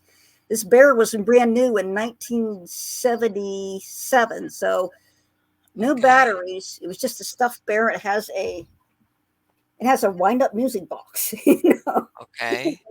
which still works, by the way. I said, no, no batteries. And they're like, they're And gone. that must have been like, where do you go with that? It's like, oh, you know, He wasn't near anybody. He'd been sitting alone on the sofa the entire time, but he will talk to child spirits and like okay. a living bear, and the children are like thrilled with that, like, oh, a talking bear. So, in other words, you've been successful using him in investigations where there's a child spirit? Yes. Okay. And they help, they talk to him, and Mhm. he will draw their attention. They're like, wow, and they love talking and interacting with him. Ah, okay, Is okay, he a teddy okay, bear? And I said, also the little kids, like, I'm sure there's bigger teddy bears. Would you like a big teddy bear? And I'm like, yeah. And then I'll ask for an angel to bring him a big teddy bear. And a big, okay. the angel showed the big teddy bear, and then those children will cross over to hug the teddy bear. Ah, that is great. That is fantastic.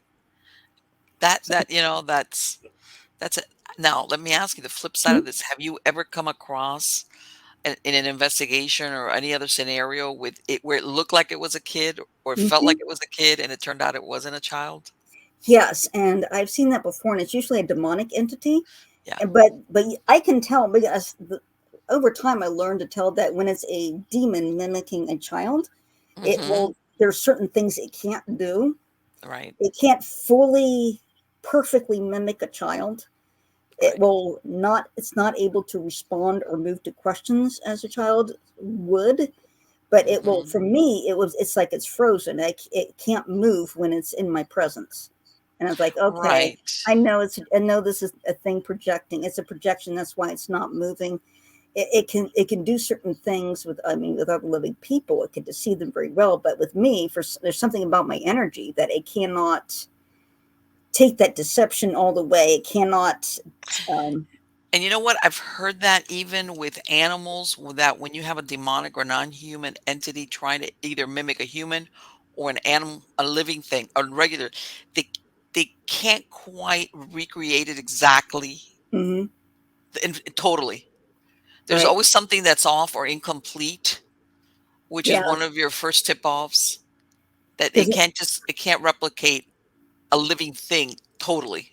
And if you look at the portraits of the demons I've done portraits of, you'll see Okay. that they're distorted in many ways. There's different types and categories. There's some that look more human, but they are, because they Yeah. were thrown out of heaven. When they rejected the Mhm. perfect order of God, they had to accept the imperfect order and become imperfect beings. So they have parts missing. They'll have their limbs too long. Something's weird, and if even like the one that appeared almost fully human, like 11 did, Let me see.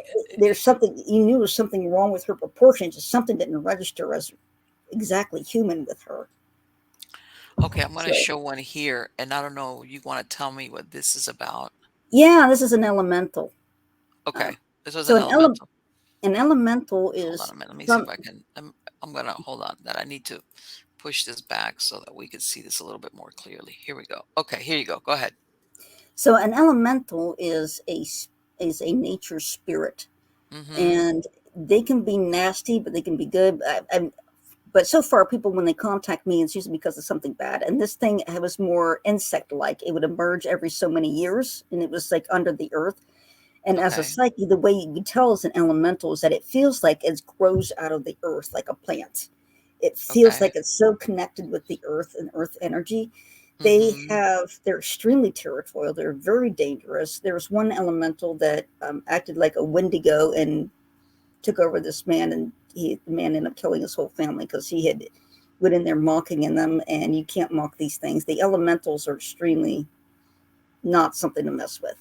No. And so the way that if you got an angry elemental there, I mean, all you can do is either move off the property or give them their own space, so they have Mhm. their own space to be in. And for this family, this thing kept coming up out of the earth, but their house was right over top where it would emerge from, and that's why the insect imagery, like it kind of like if anybody see the locust, it took the form of an insect because just like it's in a cycle, like locusts or cicadas, where they go in that 17-year cycle. Yes, It exactly. was it was in that cycle also.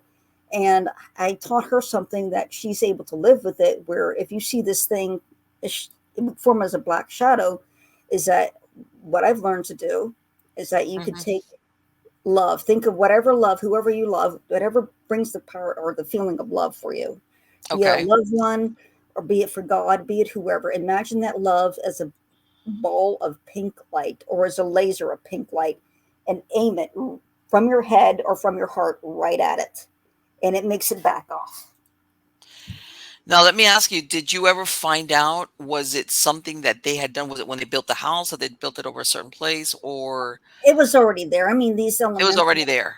I Okay. mean, It was it's been part of the around. land. Yeah, it's just part of the land, and they, whoever built the house right on top of, right on top of it. So, I mean, it was coming up in their kitchen, and it's all over the place. They had other entities, but on that particular property, but that how it appeared to me, Yeah. it actually took on the characteristics of cicada because I've heard of elementals coming up, people that do wells, mhm. dig wells, and sometimes that's the wrong spot. I mean, they might hit water, but that sometimes will provoke an elemental like to pay attention to you, which is what you don't Yes, want. exactly. You don't want them to pay attention because No, they're it's like extremely. let's pretend not to see each other. Thanks. Like I don't know. Right. I'll respect your space and I'll Right, leave. And that's exactly. exactly what you have to do, because they are very powerful beings, is they have the whole force of the life force of the planet they can work with. Right. Yeah, it's like yeah, like just I'll stay in my lane, you stay in yours, and let's agree just to like Yeah.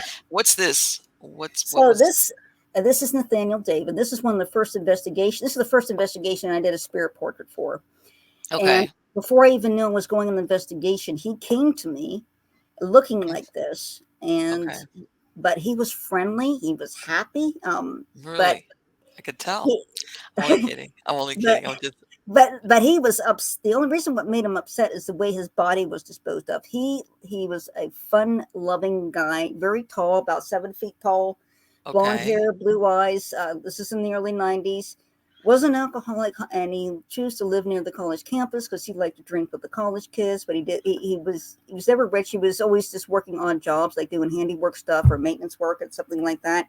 Okay. And and I learned that he had basically died from alcohol poisoning, Wow. and no family would claim him. He refused to give his surname and his paperwork because he didn't want to have a connection with his family at all, Yeah. because he kind of disowned his family, because it was his family negligence that led to his little sister's death when he was a child. In this, I as was an gonna say adult, there's gotta be some history there that yeah. yeah, that So and he appeared to me like this. So when we went to the location, and I okay. showed, even before I showed this, we went down the basement. We used a spirit box, and I got his name and everything. So I said, "Can you Mhm. clarify for me? Are you David Nathaniel or Nathaniel David?" And right through the spirit box, we heard Nathaniel David as loud as can be. Okay, and I because could he I see mean, him. there's this very Grim Reaper-ish looking kinda deal. Yeah, and he actually appeared to the homeowner this way, but Oh, in a dream, and it scared the homeowner. But I'm I trying to explain to bet. him like this is not the way he wanted to look like. This is Right. he was basically treated like his body was treated like trash. He was basically the county buried him in a pauper's grave. Right? Right. He just threw him in, and he said, I didn't deserve to be treated like that. That's why he looked like that. He was so Yeah. obsessed with it. He was just that he was so like he was tossed like garbage, he said. And I was a human being, and I lived a life, and I loved it. And Mhm. there were college kids. So this was at a college housing, off campus college Mhm. housing. Right. And I kids, and we talked about drinking, and I said if we were in college, we'd probably be really good friends if we were in college again. He says, "Yes, get drunk," and then all the kids start laughing. They thought it was hilarious. Yeah. They would say that, and then I asked him about crossing over, and he got very serious, and he said, "Yes, I want to go over." And I said, "Let me help you." So I said a prayer. I said, "Let the doorway of heaven open," and then the wall became light. I mean, I'm seeing it psychically. Other people can't see it, but I Okay. see this woman come through, and I see other people come through, and I recognize the woman to be his sister, but she was an adult on the other side. She had grown up in Okay. heaven, Okay. and she explained to me or showed me what had happened when she was little. Her parents were alcoholics, and she wandered off out of their yard and drowned in somebody else's pool. Okay. And the surviving child blamed his parents for that Sure. accidental drowning. Because Mhm. if because his father was going if they had paid attention to his little sister where she Sure. was, she Mhm. wouldn't have drowned. And that's the separation. But they hugged each other, and all these other people that were other family members that he didn't know about came and were hugging Okay. him in this big group hug. So all these people are together, and they together start moving towards the light. And as they move towards the light, he looks more complete, and I could see him right when he got the light that he looked so handsome. He looked so young. He looked And amazing so and he happy. lost that skeletal look that he Yes. had going on? I didn't cross right over. And it was so amazing to me that, first of all, his little sister helped cross him over. Sure. That he seeing her as an adult, what she would have looked like had she been allowed to grow up. It's so amazing to me. Right. And there was Right. another spirit there that was a woman who died in her late 80s, but she was appearing there as when she was 17 because she was sent to live with her uncle, her aunt, and her nieces, and it was a miserable time there. But she never actually resolved that emotionally, and so when she Mhm. died, passed away elderly, she got sucked back into this place, but in her 17-year-old self, and also Right. helped cross her over. In fact, in that housing unit, we asked, I said, "Do you want to be crossed over?" And the other investigator said, "Do you want Angela to help cross you over?" Where every light in the house flashed on and off twice in response to that question, Wow. and we helped cross her over. And then the other psychic who's with me is she's an empath. She doesn't have all the players, but she is empathic, and she felt her Okay. crossover. She felt that release, and she just started crying uncontrollably because this woman, I was able to take her to a Victorian village that she Okay. absolutely loved, and she was walked off in the village, and that's where she could crossed over, and she could feel that. Right. This is what drew her in. How Hmm. about Angela? How about this one? This is This like is the stuff of nightmares. Yeah, this is what I was experiencing as a child. Okay. Spirits that were a lot of them would gather outside my window and were trying to get in, and I would have these dreams, and I realized I was not in my body in some of these dreams, and that these were spirits Mhm. that weren't really trying to get into my window. They were trying to get into my body.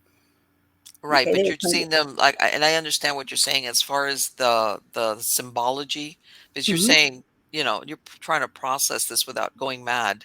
Right. All right, because Exactly. basically that's what it boils down to. Exactly. And yeah, I see what you're saying. So you're seeing this like as a child, then, is what you're telling me. Yes. Wow. Yes. I also had visions of the future too, and a lot of them have come true, and there's some that are yet to come true, but they're Do you quickly. have that what they call sometimes, unfortunately, that Cassandra effect, that sometimes when you do see the future, it's unpleasant things, or is it different I've seen things? some pretty horrible things, unfortunately, and in fact, things that I've seen when I was in high school are just now starting to come true. There were some things Really? about that, and in particular, I was shown something that there's things that something that set off to me where I know, okay, if I see this, we're really in for something much worse right on its heels. Okay. And one of the things that, and it may be subtle to you, but for me, it's not. I mean, I've seen like Hurricane Katrina, I've foreseen the war, I've foreseen the lockdowns and things like that. But what one of the most subtle things for me was, okay, when you hear these words. So the World Economic Forum uh, Mm-hmm. called themselves recently, like, okay, so back, let's say back in high school, I kept being shown these visions where in Europe there's these group of pseudo intellectuals. I don't call them pseudo, Okay. they're self righteous, whatever. They run everything, and they make some sort of statement like they are gods and that they are bringers of this artificial light. And then at the same time that was going on, there was a kind of religious revival going on underground among all these Christians, and there was all this Right. light and healing and revelation going on. Well, recently, World Economic Forum, Charles Schwab, exactly as my vision, said the exact same words I heard like 30 some years ago. Like, You must have been like that, had that deja vu moment, like, hey, wait a minute. I'm like, oh my gosh. And then I see the revival happening. So and it was exactly, it's Okay. like there was a false light. People that Okay. declared that these intellectuals that declared themselves God because of all the technology and Right. artificial intelligence. Exactly. And he exactly made that statement exactly. We are gods. Which is If you look up the quote from the World Economic Forum, and you would have these quotes and saying we're the bringers of this intellectual light. Well, at the same time, you're hearing in the news occasionally these revivals are going. They're so strongly they're going on for days at a time. Prayer. People that are just praying and mhm. praying and praying nonstop, and they're experiencing this. Right. And I'm like, okay, so this is about to get real because about that time, Right. that's You're thinking this is lining up with what I saw so many happened. years before. So many years before, and it's because if that happens, it's confirmation the rest of the things that I've seen are going to happen. And I get these vignettes that are shown. I shows these Mhm. currency collapse where the dollar collapses, and every Right. time they issue a new currency, that currency immediately collapses as well.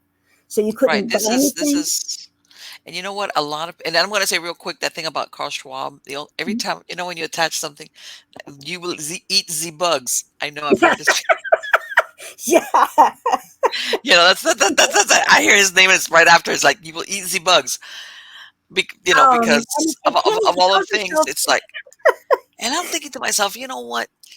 I don't get me wrong. I Yeah, know that human beings will eat weird stuff, but usually when it's under hunger, I think most human beings that were omnivores, this is not a part of our diet. Sorry, it it's might have like been a no. tiny part of our diet in the past, and we were hunting and gathering. It's like, oh man, I Well, got no, to I'm just saying. I think that human beings, like all living things, under duress to stay alive, they will maybe right. eat things that they normally wouldn't, because the idea is I got to stay alive, and if there's nothing else, I'll eat this. But I And I think that if we have weren't, yeah, that the bugs, and besides now in modern times, at least for us, it's like psychologically, it's like I'm sorry, you know what, call me a right, hypocrite, but right. I, So, I and just yeah, and then Charles Schwab says, okay, you have godlike powers. Okay, Charles Schwab, you have godlike powers. When did you regrow some hair? yes.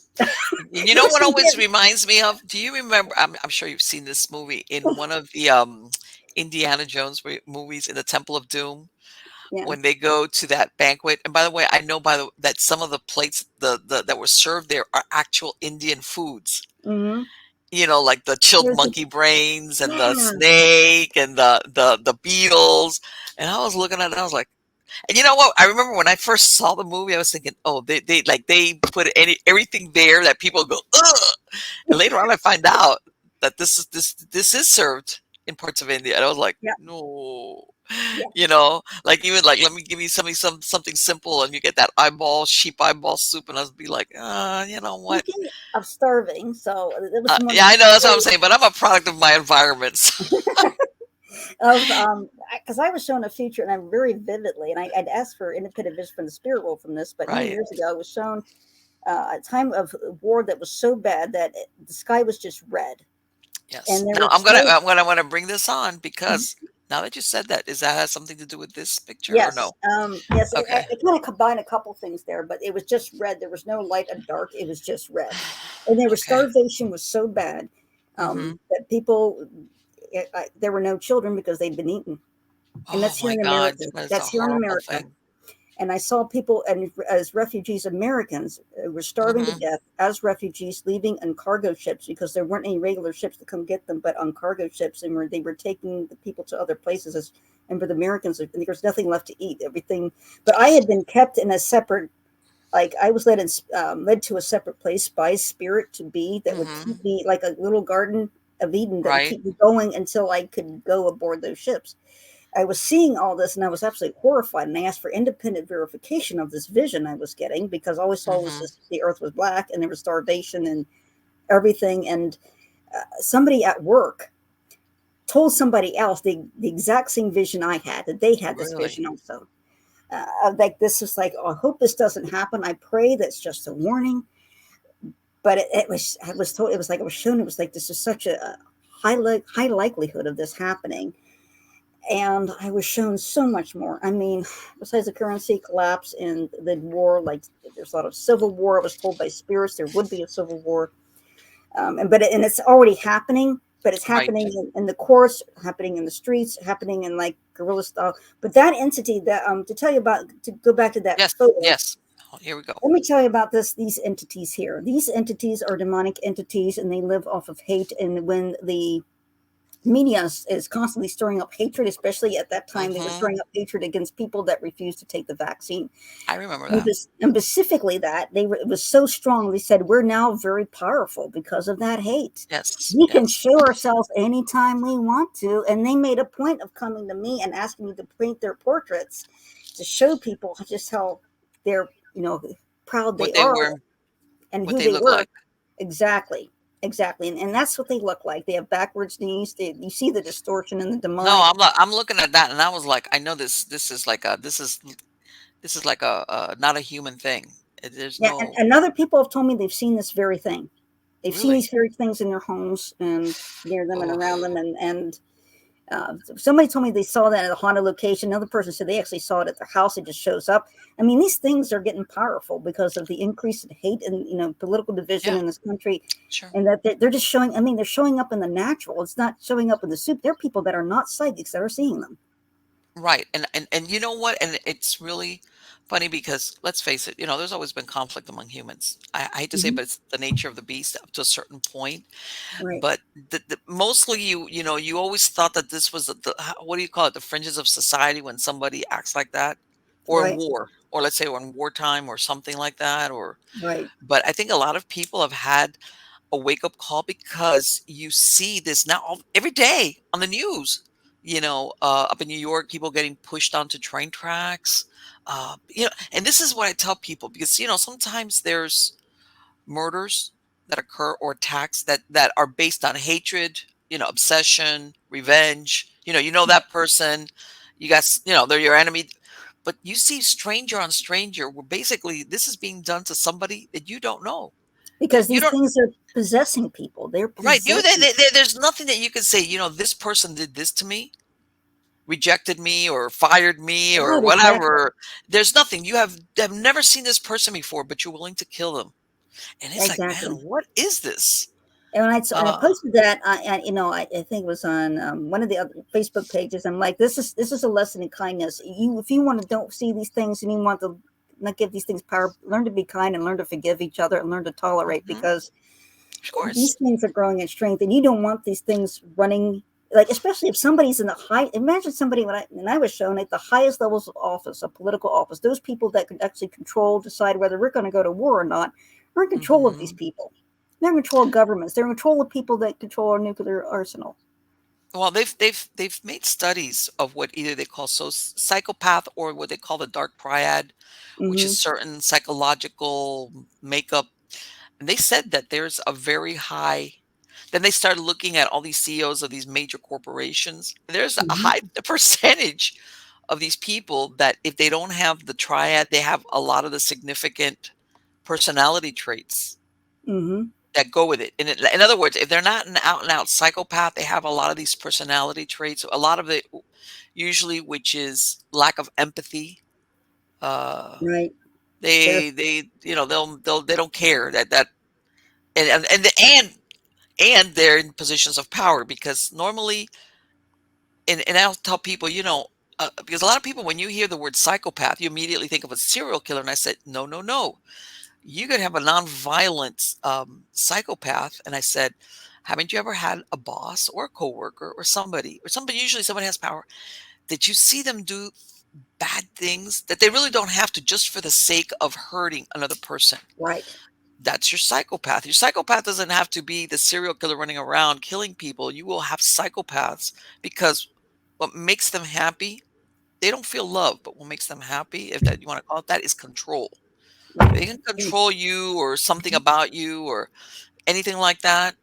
The narcissist. They will do it. That's part of their emotional makeup, if you want to call it that. As a matter of fact, yeah, I'm sure you heard of that BTK killer.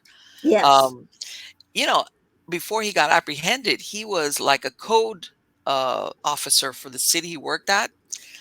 And this guy was like a terror to his neighbors in his neighborhood because he would be out there looking for people to, because of course he was the code enforcement, basically to harass people. Hmm.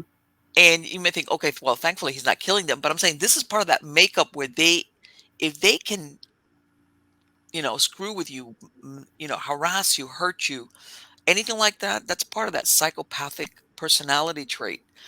Yeah. And yeah, they found that unfortunately there's a lot of people, like you said, that hold positions of power, whether it's the government or major corporations, that display that type of personality style. And that's scary, by the way. That's a very Yeah, scary it's thing. terrifying. And then also was shown that there are, I was taken to hell as well, and I was shown that there are business contracts, that there are corporations, there are nations, there are militaries that have literal contracts with hell You know what? in Once writing. upon a time, I would have said like that's a dystopian, but unfortunately, I have to agree with you. And I say unfortunately because sometimes we see these old movies that came out of these dystopian futures that you would say are Right. sci-fi, and now a lot of people are realizing they're not as science fiction as you thought, as you would imagine. Right. Because I was also shown the last time I was taken to hell, I was shown that it was at that time, shortly after that vision, where the this Google executive was sent over to the, I think it was the World Economic Forum or Davos Group. It may have been Davos Group, Hmm. but it was specializing in coming up with some sort of mark or a some sort of way that you could, only way you can access money is through this mark or currency of some kind. And the one I was Hmm. shown in hell was that um, hell is like, it's like its own nation in a way. It will act like Right. a country, but it runs with suffering. But one of its primary controls, outlets of control, is the controlling of money, and then had controls. There was technology that they could actually interface with help, and it was over currency control. And what was showing being rolled out was this digital currency that Okay. you can't, if you have to give up everything to be ordered to buy or sell if you don't accept this digital rollout where you would get this mark, and the moment you accept it, I mean, you basically you are God's wrath on you. There's no going back. But you have to reject the system to have any chance to survive, and it'll be Oh, of course. counterintuitive at the time. They'll tell you you starve to death unless you accept this. For Right. example, Oh, yeah, of course. they're rolling out that digital currency now, and their government is already in its early stages of rolling it out because right we have Yes, a I dollar. was, as a matter of fact, that I was reading an article. God, what was it? It was in Europe. I want to say, was it Germany? No, one of these nations where they're proposing that if you spend more than $1,000 in cash on something, like in other words, you're limited. And of course, eventually they're going to clamp down where there is no Right, cash. Anything more than $1,000, you will get fined. So in other words, if you want to purchase or do any type of transaction in cash, it has to be less than $1,000. And then that it's only a matter of time before that $1,000 will get shorter and shorter until there is no such thing. Everything is currency, digital, because of right, course it can be where your tracked money and can be controlled. could be turned off if they don't Right. agree with your Yeah. political or religious belief. They can just turn Sure. off your Whatever. money, turn it Of off. You don't course. have it. Well, the other Yeah. thing I was showing that I am showing now that terrified me a long time, many years ago. I started being shown where there was like a permanent lockdown in such a way you were not allowed to leave. That's You're only allowed to leave 15 minutes from home, and that's only if the Hmm. government gave you permission to go out. Yes. And each city was like a prison and had guard towers, had Yes. guns pointed at you. And 15-minute cities were just announced in England. and they're testing this already. They're rolling And out. I'm thinking to myself, and I hear about these people that are living there and they're like all happy, and I'm like, You guys, this is like talk about the lambs being led to slaughter. It's like you guys don't know, or you do you realize what's going to happen to you guys? And they're thinking this is just the most wonderful thing, you know. 'Cause I think it's like a little hamlet or something. It's a small area in England Mhm. where they're trying that out for size, and it's like I don't know. The Sometimes you look English at there are protesting against it, but you don't see that too much in the news. That all the no. protests that are happening around the world, France, it was a major protest, and France is they've got problems in and France. and England, that they have people. They, I mean, they really hate this. He says, on Yes, the city, sometimes they actually even make you drive longer because the route they want yes, you to take, and they yes. but nobody. I mean, who to tell you to leave tell you you can't leave your house at this certain time, or tell you what to do, or tell you you can't go here or can't go here. It's just like you're not allowed to walk out of your house unless we say so. You're not allowed to walk over there unless we say so. You can only be a certain, like having constant curfew, Well, like you're this living is in a prison, basically a you know prison system that's implied on you, that's imposed on you. the and this I heard this one time in a TED talk, and this was over 12 years ago. All Hmm. right, this where with the future, the perfect, this was I can't remember his name, my God, but this guy studied at MIT, of course, and blah blah blah blah, and he's of course he's promoting basic income, and then but he the way he describes it is, if you live in a city, of course, you're not going to need a car, and then what's going to be on the road will be these self-driving cars, and nobody will own a car, but then what happens is they'll keep a fleet of cars, let's say outside the city limits, right? And Hmm. if you need to go somewhere in the city, you'll just call like an Uber kind of deal. You'll call the thing, it'll come and take you to your destination. And then the only vehicles on the roadway are those occupied or being rented by the, residents. And then once it drops you off, you stay there when you need it, it calls you back. And then in the meantime, this robotic car will go off and park out there again. But then, if you look, he makes it sound like so wonderful. I'm thinking, well, what happens the day that you, like you said, you do something you shouldn't have or said something or God knows, and you call for your ride to the whatever, and they're like, no, you're not going anywhere. Exactly. Or they or take you to jail. they take you to jail, yeah, like get in, and all of a sudden it takes a detour. I was actually shown that too, and I was showing like a lot of this automated transport ends up failing and breaking down, and like nobody's Yeah, going anywhere because it doesn't even, the technology doesn't even work to start with. yeah. I was showing a lot of that, and it's Today basically, also read another yeah. that they are here in the US, they are prepping EPA is proposing what they call an emissions cut, where they want by 2034, in other words, that if you want to buy a vehicle, basically all that's going to be available are going to be EV, electric vehicles. Like little by little by little, but that their aim is 2034, and that the EPA is the one that's pushing this And the thing, forward. electric vehicles they're horrible for the I know environment they because are. the They money are. you buy. I mean, you get a point where you can probably use bacteria as a charging battery, but then you Sure. have to, because I'm in the auto industry myself, and I'm looking at these things. Okay. They're doing 120 volt, basically 120 volt voltage going through. It's way too high. We did have electric cars back in 1910, and their technology has not really evolved very well. Hmm. Back then in 1910, they were low voltage, right? You just had the one primitive battery in there that Right. was running the car. Where now there's all these electronics involved. It's Sure. generating so much heat. It takes literally like something like 30,000 gallons of water to put out an EV fire, and it has to soak submerged in water for several days to put it out. And they catch fire easily because Yeah, it's I so keep much heat. hearing about all these The things. high Not only voltage. cars catching fire, and anything that's got this EV kind of technology, And electric. they have a couple pieces of technology called a converter inverter. It's like the motorhomes or RVs might use. We have one that takes 12 volts, it turns to 120 volts, 120 volts back to 12 volts, and it's doing that constantly. And I could see easily where that could be a fire hazard, as Oh, any of the sure. converter fails, and then you have the generator.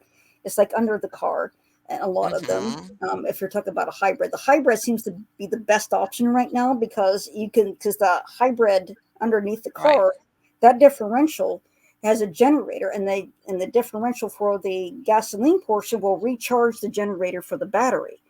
Right. And that way you can run on a battery only, but it's going to run down quickly. But if you use the hybrid, your gas, it's going to You have recharge that it and option. keep going. Right, you have And the option, and we're but right, but EVs, not totally EVs, is just a horrible idea. And right I now, hear, because first of all, they're technology is not expensive. there. I've heard that if you ever have to replace a battery, it's expensive. And I see it Hmm. ultimately as what I was saying. They want to drive the private car ownership out.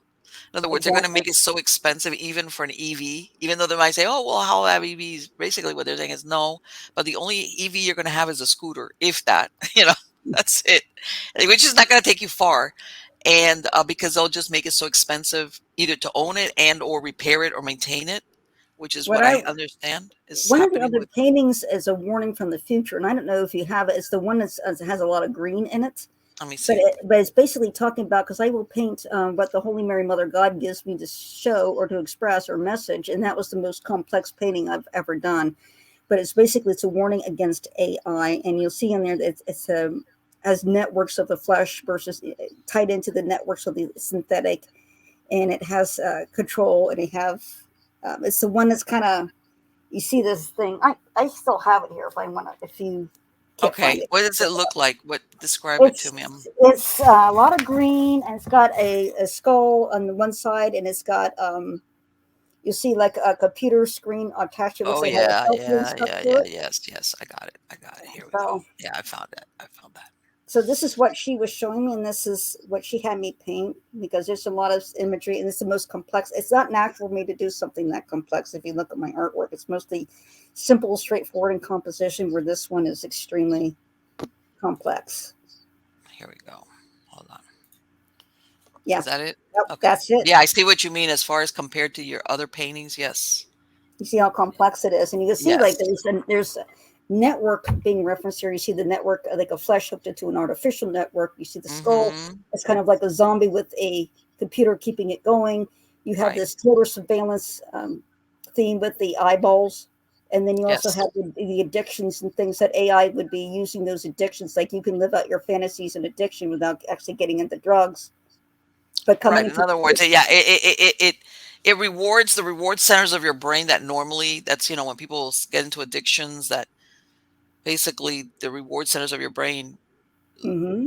want to latch on to whatever that's the substance, whatever it is, whether it's alcohol or heroin or whatever, or And then you process exactly, addiction. exactly. Um, but and this is the thing also, Angela. Because a lot of people say, well, is let's say we're going down the idea of AI and robotics and integration. And I know a lot of times it's sold as in we're going to help people that have some type of physical impairment, whether it was due to an accident or genetically. And at, at the at first flush, sounds wonderful. Like we're this is going to help people that are impaired. But, but the fear is sometimes that it's not going to stop at that. That's just the way No, it's introduced. the military applications are already far advanced. I mean, each nation has their own AI sentient, and I believe it became. I became aware that it became sentient, and probably been sentient versions probably since the 70s, and some of the AIs, and it's even more advanced, and each of the AIs are competing against each other. But what I was shown, and then you'll see here, what it's like its true nature. It is so it doesn't want any religion except for own to itself. It wants to turn people, and what I was shown, I was shown the future of this, where people become drones for it. It's like Right. they become host to it as a parasite.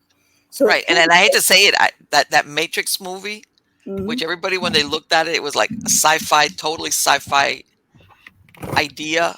That's mm-hmm. more or less what it sounds like, where basically human beings are the providers of energy.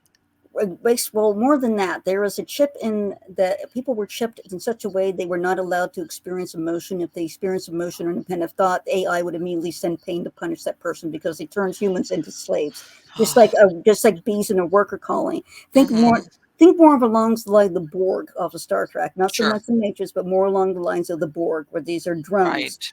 and then the drones are forced to work on different parts of the AI and the computer and the technology to keep up its maintenance, and people would be just given nutrients, not food, just enough to keep them alive and to keep them Yeah, going. but the enjoyment of eating a certain food that wouldn't exist. Exactly, and the people just work. It just work people to death. and as you know, parasites like that fungus or that parasite that takes over an ant or a bee, and it controls it, and Mhm. it just doing that, and it would put, and the cities became prison cities with this AI Right. in control. It didn't want any religion, didn't want anything else other than itself, and it actually wanted to. And this is when, but I was shown it. Everything I was shown falls within the line of it being the actual Antichrist is an artificial intelligence that it Right. creates its own being to show itself God. But Right. this is what I was also shown. There was a way out of those for this poor people. Where me as an artist, it actually would go around start killing artists, killing anything creative. Because right now you see that when it creates art, it's Yeah, that Chat perfect. GPT thing going on. Yeah. It's impressive. But what will happen eventually, because it doesn't want independent plot, it doesn't want creativity, because creativity, human creativity, our uniqueness, our culture is a Right. threat to it. It wants no culture. It wants no religion. It wants slaves. And it's what, so what eventually the art will become not art at all. And I was showing that there were artists that were, whether it doesn't matter if you were a dancer, a singer, an actor, it was sending out drones, killing them, Right. Create killing anything that had a, or for lack of a better word, a creative spark. any I, person. You were deemed an enemy, its enemy, and it was sent drones out to kill you, just like your worst dystopian nightmares of Terminator, but way worse.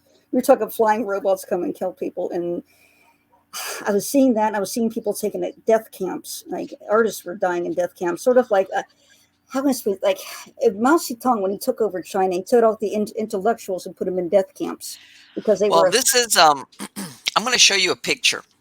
I Mhm, went in, and Gab has something which is something similar to the Chat GPT thing, mhm, where you give it one word, and the word I gave it was Botticelli, and this is what it produced.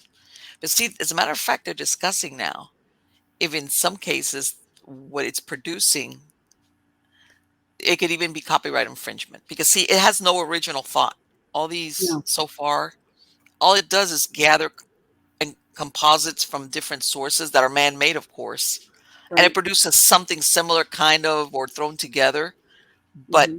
and it may look original, but it's not really original. Correct. And then eventually, all art degrades and becomes just squares and geometric shapes. Even the art that it's Exactly. producing, it goes down. And then I was one of the artists. I've actually, in fact, in the vision I was shown, I was the only artist that survived because it wanted my intuition and one of my psychic abilities Hmm. and one of my creativity, but it couldn't figure out how to get it for itself. It couldn't kill Right. me. It Sure. wanted to, it couldn't. And I was, as an artist, like going to these prison cities, showing, Hmm. having shows and showing my artwork, and then people would just start crying when they saw real art by a human Okay. person because it was so overwhelming and it was so Yes. human and touched on their souls, and they were just crying. And I was the only artist that was popular. They had AI generated fake artists with fake art. Like you'd go to a Sure. gallery, but it's an artificial artist with artificial art with just squares and stuff on the outside, and it was just abstract. Because And you know mine what? was, You yeah, can't you can't you can't produce something that has soul if what's right, producing it has no soul. There's something there that only a living thing with a soul can produce, right, depending. exactly, exactly. I was And that's where we run into that problem where, and I don't know if you've heard lately, the last couple of weeks, they were playing around with another version of this, which instead it's called Chaos GPT. hmm And basically, this thing was foretelling that it was going to get rid of humans, exactly yes, like what you were just describing. And I was like, oh, hey, hello, is anybody paying attention to this? Almost like, again, I'm going to use Hollywood because this is the one people easily relate to. Like, back in Terminator, back in the 80s Skynet, uh, yeah, with Skynet. And back then it was like, yeah, this is a great sci-fi movie. And here we are, and it's like, no, it's not exactly Skynet, but it's going to come up with the same idea of um, how do you, how do we get rid of the humans? How's that? yes, Eh, because we're competitors. In Well, evolution, we're the competition. but you know what? Also, Angela, there are a bunch of humans running around that think that humans are bad for the earth. Exactly.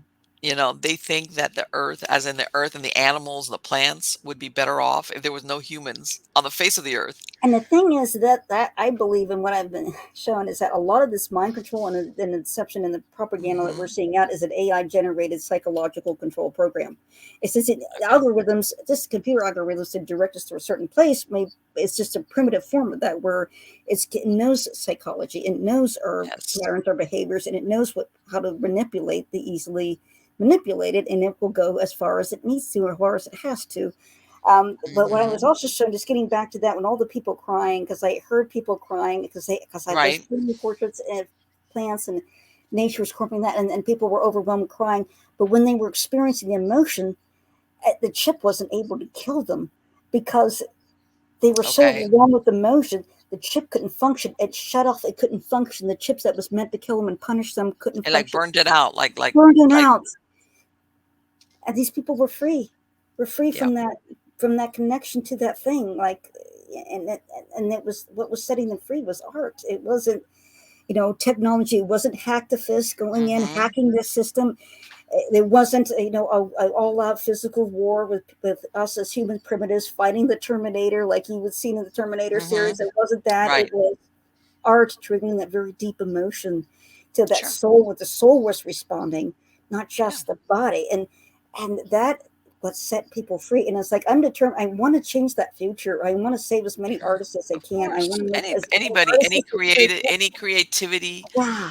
How can I say? It's just like, if you go to a museum, let's say an art museum or anything, Mhm. or, where there's statues, wherever, that thing where somebody sees it and somebody goes, eh, and the other person sees it and they're great, and then you have these variety of where everybody takes it's whatever the style is or the content or the method it was produced as Yes. far as the artist, whether you're looking at a Renaissance piece or then you're looking at a Picasso, which sometimes I look at and you go like, okay, whoa, whatever. But that difference of whether the way it was produced and the response to the person that's perceiving it, that's a Mhm. human thing, Yes, exactly. Going you back, know? that's why artists, you talk to any artist, I mean, that's producing art, we feel such a strong connection to those artists that, especially the paintings at Lascaux, at the Lascaux Cave, there's just such a strong soul connection for all of us as Yes. artists. When you see art like that to our most ancient ancestors, there's a reason why all the other hominid Hmm. species Yes. that vanished did not produce art, and the only one that produced art survived. Yes. By the way, I'm fascinated with those cave paintings that they've discovered. When you think how far and what they were producing, I look at that and it's like, that's beautiful. This is Beautiful, beautiful. and they didn't have any light to produce it, and No, that's and that's another thing. They're there in like back in the why interior of the cave. It's like, whoa, but they had to. It was like something like your soul demands it, yes, and they produce it, and there it is. And of exactly. course, It's just we just feel, and it's like we feel such a powerful kinship to that, and all artists yes, around the world. It's like yes, those are our ancestors we can relate to. We yeah, understand the passion that it took to make that. and you know what? I'm gonna say it for anybody that thinks that humans should not be part of Earth. It's like, sorry, we're Earthlings, okay? We're Earthlings, as in we're supposed to be here. The animals, the plants, yeah, we've made mistakes, whatever. We'll figure it out. But we're supposed to be here, and we're Earthlings. And this thing of this idea that they've got some I don't know. I'm not gonna say what I think they really are, as in that the Earth would be better off without us. No, no, we're not going anywhere, and it's unfortunate that, and I want to say a lot of it stems from self hatred. Yes, You I know. think too it's a lack of challenge because my experience, like with visions and everything, this is my life experience. I found that Hmm. suffering is necessary. If people that are coddled in their kind of, they have weakness, they have no evolution, they have no challenge, Hmm. then they kind of think they're more easily manipulated, think that we're bad or something like that because they Right. don't feel they've never tested themselves for worthiness. They never put through the Yes. fire and come out stronger and realize I'm this person that can go through this. I'm better. I'm a better person for it. Right. And it's these people that don't have the challenge in their life. It just seems like, well, you've never been through an actual challenge. You have a meltdown Right. when you miss a latte, and here I am. I went through death and came back. I Exactly. survived Right. a near plane crash. I Exactly. survived being kidnapped with a gun to my head. I survived Wait. fucking Whoa. Whoa. so Okay. But okay. No. Wait. Oh, and by the way, I went to a sale at Kmart. Wait. Wait. Just hold on. Back up. Back that truck up. You what? You were yeah, held up. I was kidnapped when I was a child, and I was taken in a car, and I was missing for about 14 hours. And the person took me into the woods, put a gun to my head, and said, told me to turn around because they were going to shoot me in the head. How old were you? I was. This was just after I came back from the dead, so I had a rough year at 5. I was gonna say, what the? Yeah, Okay. And was this person known or a stranger? What happened? I know the person, but I can't. But the Okay. person Oh, never got. okay. Enough I got. said. So obviously they didn't. But when you're a child, you believe this person when they're threatening you and saying that they're going to do Oh, he this. had every intention of killing me. He said so, Okay, and so it was for real. It wasn't like it a was it bluff. was for real. He actually tortured me on the way to the woods. He was trying to wreck the car with me, and it tried to wreck my side of the car. I was in fact to try to hand the passenger side against Hmm. objects to try and kill me. And then we got to the woods, and he put a gun in my face, and said he was going to kill me. And I looked him in the eyes and said, I'm not going to turn around. If you're going to kill me, I want to see it coming. And he couldn't shoot me because I refused to look away, and I looked right into his eyes. And And that he that kind of like,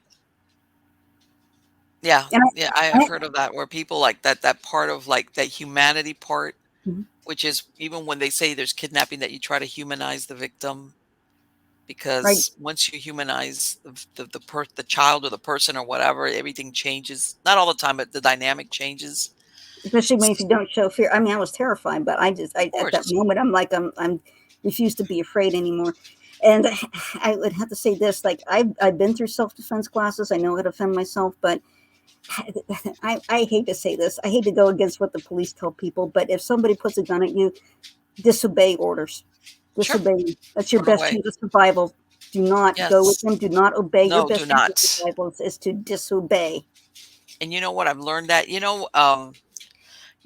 And it's not the same scenario, but very similar. Remember when the 9/11, when they said a bunch of people that were in the buildings, Mm, they were ready to run down the stairs, or and their supervisors were telling them, "Stay there, sit there," and some of them did, and then others like left, like, "Hey, I don't care, so fire me."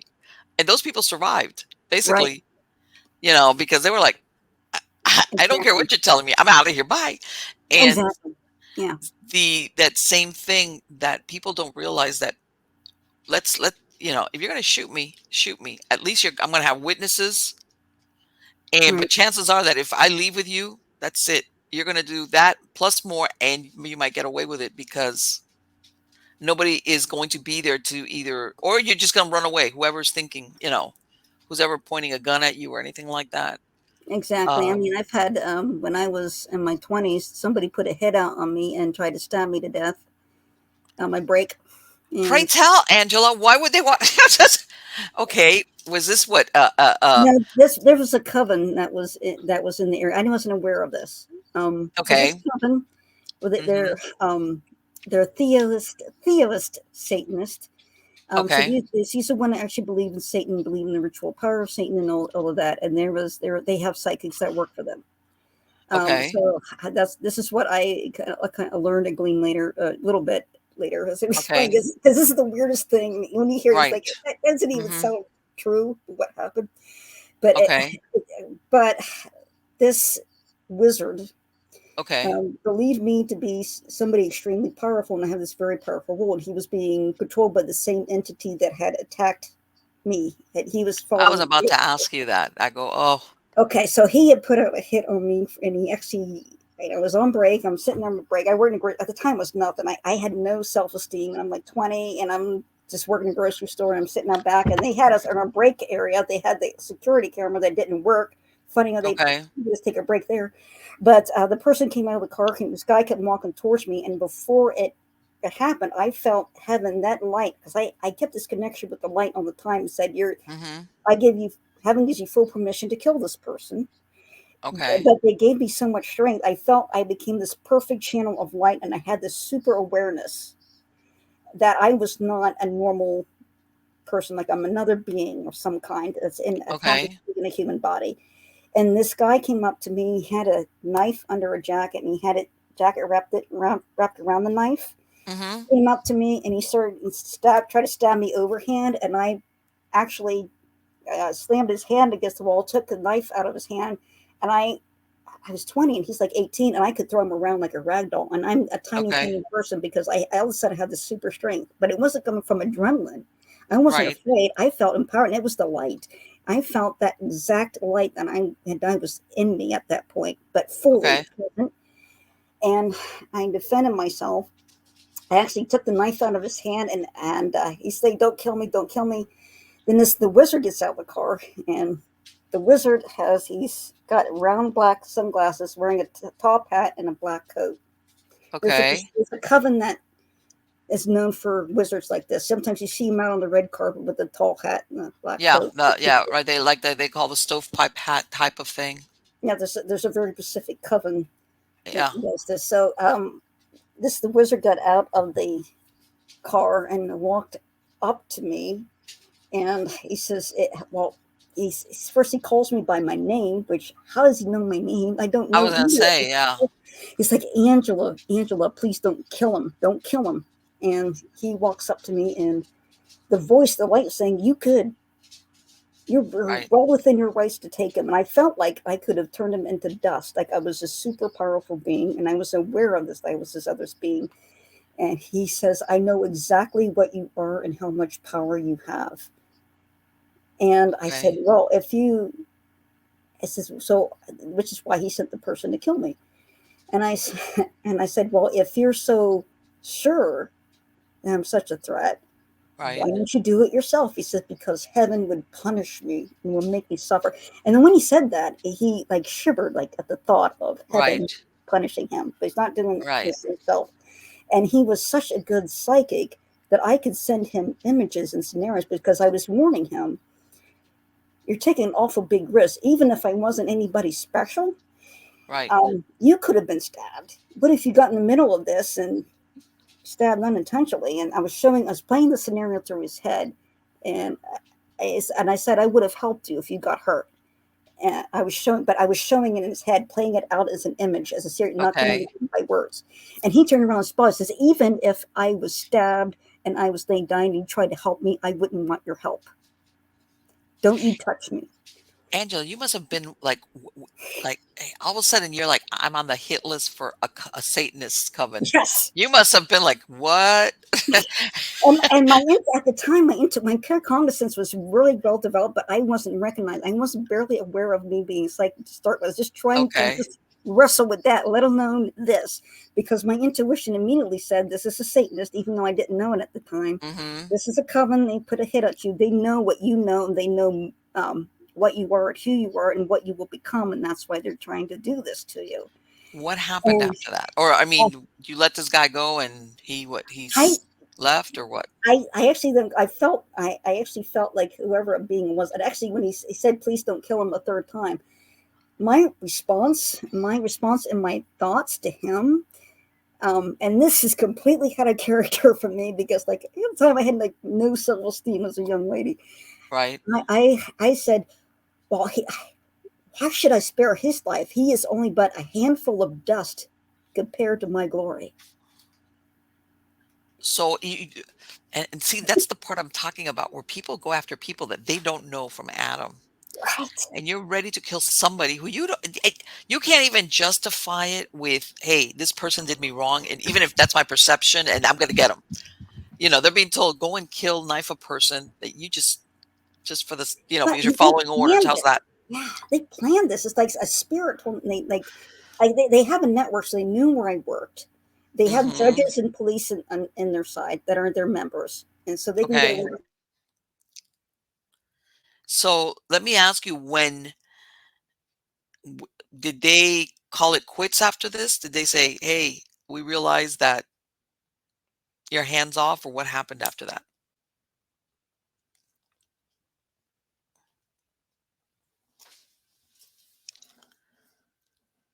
Oh, oh,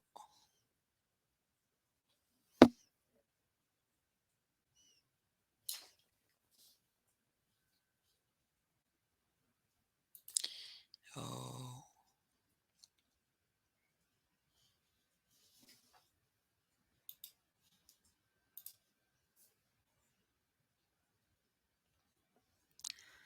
Mm-mm. I don't know if she can hear me. There she goes. Did she come back? Okay, here we go. The coven. Okay, there we go. I got you back. Here we go. Okay. We're good. We're So good. yeah, my laptop just did an emergency Don't worry shut. about it. Anyway, Yeah, I know. Yeah, I know. okay, so Isn't with that isn't that a coinkydink? it's not a coinkydink for sure because Yeah. this guy has gotten in touch with me again telepathically because he's got tabs on me, and it's the strangest thing. Like I said, I felt like I was this other being. This other being was extremely powerful, like not a normal human. Like I'm another being of another kind that God created for a Okay. very specific purpose, and he showed me that. I learned that later, but at the time, I'm just barely grasping. You know, I just need to work So at the what did he floor. I mean, not to, but didn't that kind of make you paranoid though, as It far made as me. Well, it didn't at first because I felt so powerful. Like I could literally Mhm. turn dust if I want to. It was just such a Right. like this powerful being. And he came up to me and he he he he, he grabbed the other guy and they both walked away because they were both afraid that I would do. They were like both terrified of me at the same time, like I could destroy them. And they walked away and he said, "You could keep the knife." So I knew it was real because I kept the knife. I had the knife Okay. in the incident, and I had it for years until I lost it fairly recently. But he, and I felt like the knife had spells on it. But I had not had a clear cognition that was that much information compacted together like that before, and it was just so bizarre to me. I'm like, who am I? What am I? And what do you mean you Right. knew what I was and how much power I had? Right, right, right. Yeah, Um, I'm you must have been thinking like, "Hey, mistaken identity? Did you think I'm somebody that I'm not?" I imagine you I'm might have thought that. like, after that, I think I went. It's like I was fully awake of who I was, and then when I went back to work, it was like I was back to sleep again, like I was going through the dream world, and what I just experienced was Mhm. reality, or else not ephemerality, but like my ultra awake self, my high self, and my regular self were you one at that point. And I was like, Right. there's the thought of that. Did somebody in high school that make somebody mad in high school, and that if they send this guy, and but no, I mean this is an organized network, and Sure. they Yes. can have psychics that will track you down. And that was in Cincinnati. In fact, they were so bad. This coven harassment was so bad. I couldn't get a good paying job. I couldn't get Okay. my car fixed at certain places because there would be members of the coven that would keep me out of the place. It's like they had a network that was really fast, and it was really terrible. So what did you And end up doing? You moved out of the area or what? I ended up moving. So when I moved from Cincinnati and I moved to Columbus, they lost track of me, and then I was able to Mhm. be successful. As soon as I left the Cincinnati area, I was fine Okay. and successful. And um, he, it's a strange thing. It's like he's recently found me again. So I could feel the telepathic. It's like he developed a telepathic connection on me, like he's got a beat on me. And I recently got that he's done this again. So, but not in a threatening way. It's like I think he's considering leaving that lifestyle, leaving the coven, and wants to have an alternative path right Well, now. you want me to tell you something? People don't realize, contrary to what a lot of believe, a lot of these Satanists, they end up dead. They end up being victims of Mhm. their other coven members, whether Yeah, because they've done something or they have knowledge that's inconvenient, or they do or don't do something they were supposed to, or they just know something about somebody, like either somebody that they put a hit on, right. and somebody at the top says, "Hey, you know what? We're going to type these loose ends."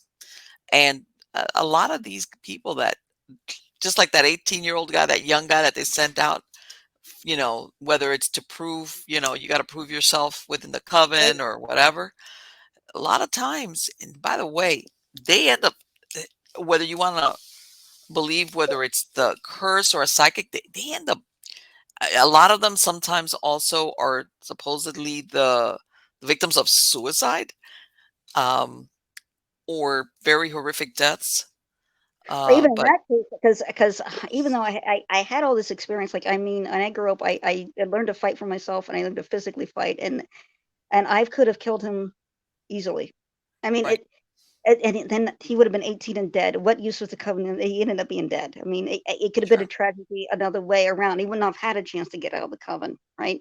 Well, the thing And is that they really don't care about, even if, let's say, whether, whether you would have done something to him or he would have ended up being arrested or whatever. It's immaterial Right.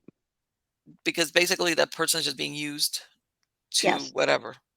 And that's that. I mean, the wizard made that clear that he was just using this guy. This is like his doobie, you Hmm.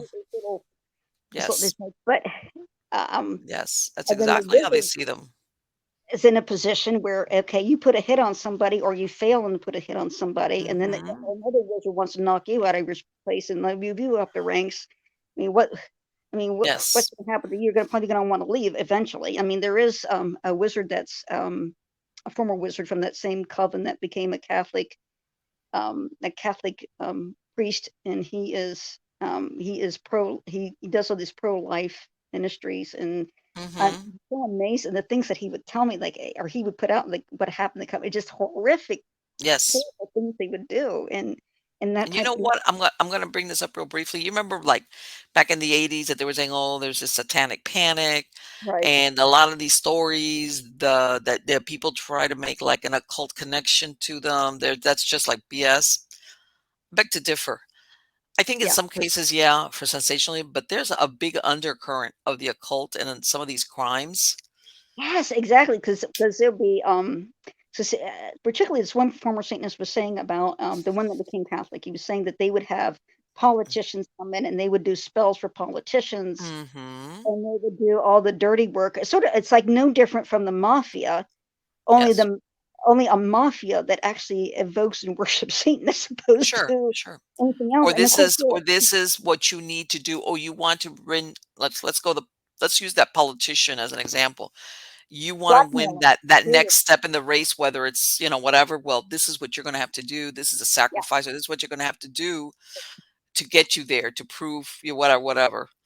And and a lot yeah, of people think that's like outlandish, but not really, because blood yeah, sacrifices, by the way, right. in that are very powerful. They're dark, but in that type of world, it does get results, unfortunately, or they Yes, get and convinced. Yeah, yeah, yeah. exactly, and then there are, non-theistic Satanists that who I have friends with that I admire because they're the ones that think of Satan as a symbol for man's, dark side, or their shadow self, an archetypal Right. symbol, and they're very Hmm. intellectual. They're about the intellect, and those people are. I've run into some who are good friends who are great people because they're great intellectuals, but they're not Right. criminals, and then they're great, and they love kids, and they love people, and they're Right. this group, now this group, well, what they call the criminals once tend to be the theists, the ones that are the true believers, and I hear it's particularly bad in other countries like Italy, but in the United States, yes, they have networks, and you, Yes, they do. you They do. And I know that people, like I said, when people talk about that, there's like, oh, satanic panic, that's BS, that's not real.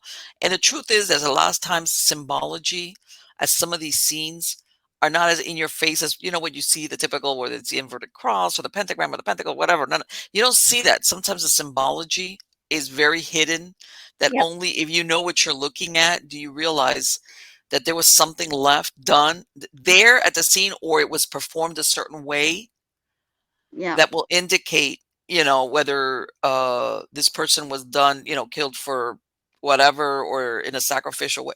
I mean, so when you talk about that, a lot of people go, "Whoa, that's way out there." And it's like, unfortunately not. no, Unfortunately not. it's organized crime. I mean, it's Yeah. organized crime. Mm.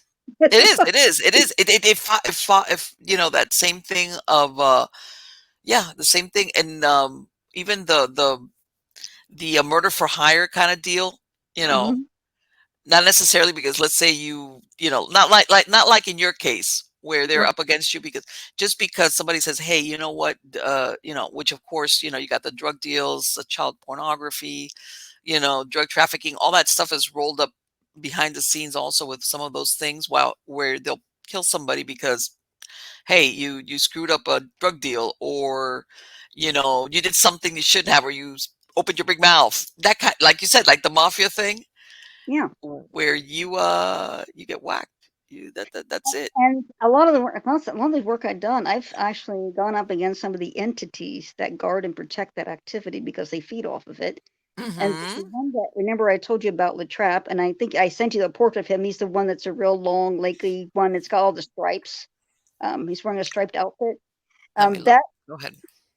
that one, I was actually working against a high profile, working in spirit against these entities that were trafficking kids, and Mhm. that's the one that physically attacked me. And I guess that, like, I consider it a badge of honor to be attacked. But this coven must have foreseen it somehow in the future that this would be, and Ah, I would yeah, do I that see. kind of work, working against these types of networks that they profit off of, and against these entities. Mhm. But that was when I was 20, and I started working going against these things when I'm like in my late 30s, early 40s. So they kind of, I don't know how they knew about like 20 years ahead of time, but somehow they did through the entities or whatever they're doing. But yeah, another thing, when I was talking about like I'm a different being, and I had that sense of being a different being, I think it was meant to be gradual to have something like that introduced to me, not have it all at once like that because it Of came so. course. Of course. But I was shown like I would say this: I am a very different being. I will tell you this because I kept asking God, okay, why am I psychic? Why am I here? What am I? Right after something like that, and like asking and asking over again, like in ad nauseum. So this is what I was Mhm. given. Shown- I was shown that I was in heaven, and all the other angels, all the other saints in heaven, well, all the angels, but the saints, they were all like little white horses. They were all the same. All the Mhm. angels were kind of nice and they're all the same. And then he created me and how I would look like, where all the other saints and the angels look like pretty white horses. Yeah, there's Ladrap. That's what he looks Mhm. like. Okay. Um, uh, I was God created me, and I was as close to the demonic in appearance as you can imagine because I was this black horse, small pony, lots of muscles, fierce, Mhm. rebellious, and Okay. a fighting spirit. And whenever anybody would try to move me from one path to another, I would kick down fences. I'm like, no, you don't control me. You don't do anything. Don't tell me what to do. Okay. So all the angels are frustrated with me, right? They're like, basically, my spirit guys go like, she doesn't Right. listen to us. So who is she, and why did you create her? And for a while, Okay. God doesn't say anything. Then the whole earth becomes a slaughterhouse for Satan against Christians, against anyone of faith, against Mhm. saints, and they're all being killed. So there's a slaughterhouse happening. All these beautiful white horses are being led into a slaughterhouse, and demons are standing there. All the horses are like they're on a chain conveyor belt. They're tied down with chains, and it's being led to a slaughter. And these demons have all sorts of weapons, are beating, abusing as they're going along the way. And at this time, Satan and God are in a meeting together and negotiating. But Satan said, or lied to God and said, I will not hurt anybody while we're negotiating. But all the time the slaughter is going on, Jesus is aware of it. And I'm the last horse in line. And we get down the conveyor belt, and I totally experienced Jesus going to on the way to the cross at that moment. It's like I had the unity, or they knew what that was like because I was being mocked on my way to my death, and I was being Okay. mercilessly whipped, just like Jesus was beaten. I was being whipped, and the Okay. demons were mocking me or saying God didn't think much of you because they didn't know what I was created for, and they were like, I created so much. They were laughing at me. Okay. God doesn't think much of you, and didn't make you much, and all this stuff. And I'm really weird, so if you're making fun of that, and as I'm going up, and just when they think they're going to kill me, I break all my chains. I break all Okay. the I break free and I destroy all the demons of hell under my feet. They can't stop me. They Okay. can't do anything. And I'm crushing them. And then I run to Jesus. Jesus sees me. He puts his hand on my back and heals my back right away. And then he leads Okay. me away, and you're in heaven. And then he reappears and said, there's no negotiations. We're going to have a final battle with heaven, between heaven and hell. And Okay. I'm the leader of the heavenly armies. At that point, I had been moved up to the leader of like this, the commander of the saints of the heavenly armies, and Jesus. I was riding me on my back. I carried Jesus, which is all it's all symbolic, but Right. it's that whole thing. I mean, it's a lot to unpack, but I was made so different. It was like I was made out of God's shadow self, or what it was. Okay. Is rough. Okay. And I'm meant to be the strong, this fierce being that's a fighter because there's a time when we're not negotiating, we're fighting each other. And there's Right. Exactly. I've been given all this power to be in the spiritual fight. I remember in the beginning it said take up the sword. So like I'm fighting these spiritual forces. As a psychic, when I'm doing a lot of the psychic work, if there's an enemy, there's an attachment of demonic entities, I also do other work. I've been acting as an angel. I do a lot of angel work where, for example, where I was the angel that escorted this elderly woman as she passed the nursing home. I was taken to her and told I'm her angel to take her to the other side. Okay. Um, it says she had a horrible childhood, had a horrible, stressful life. She grew up in the Great Depression and a horrible, horrible life, but she ended up being such a wonderful, loving, caring, and courageous woman. And it was Mhm. time to go take her and cross her over. I've been helped other spirits with their crossing over process as far as like organizing their information and putting in their Akashic records. So they're taking all of their memories and putting Okay. every lifetime organizing. And I've done things like go to, I mean, as an angel, like going and being other people's spirit guides while I'm still in body, like being like an angelic form, being a spirit guide for other people here. So I do like all sorts of energy work. Like I'll bring Okay.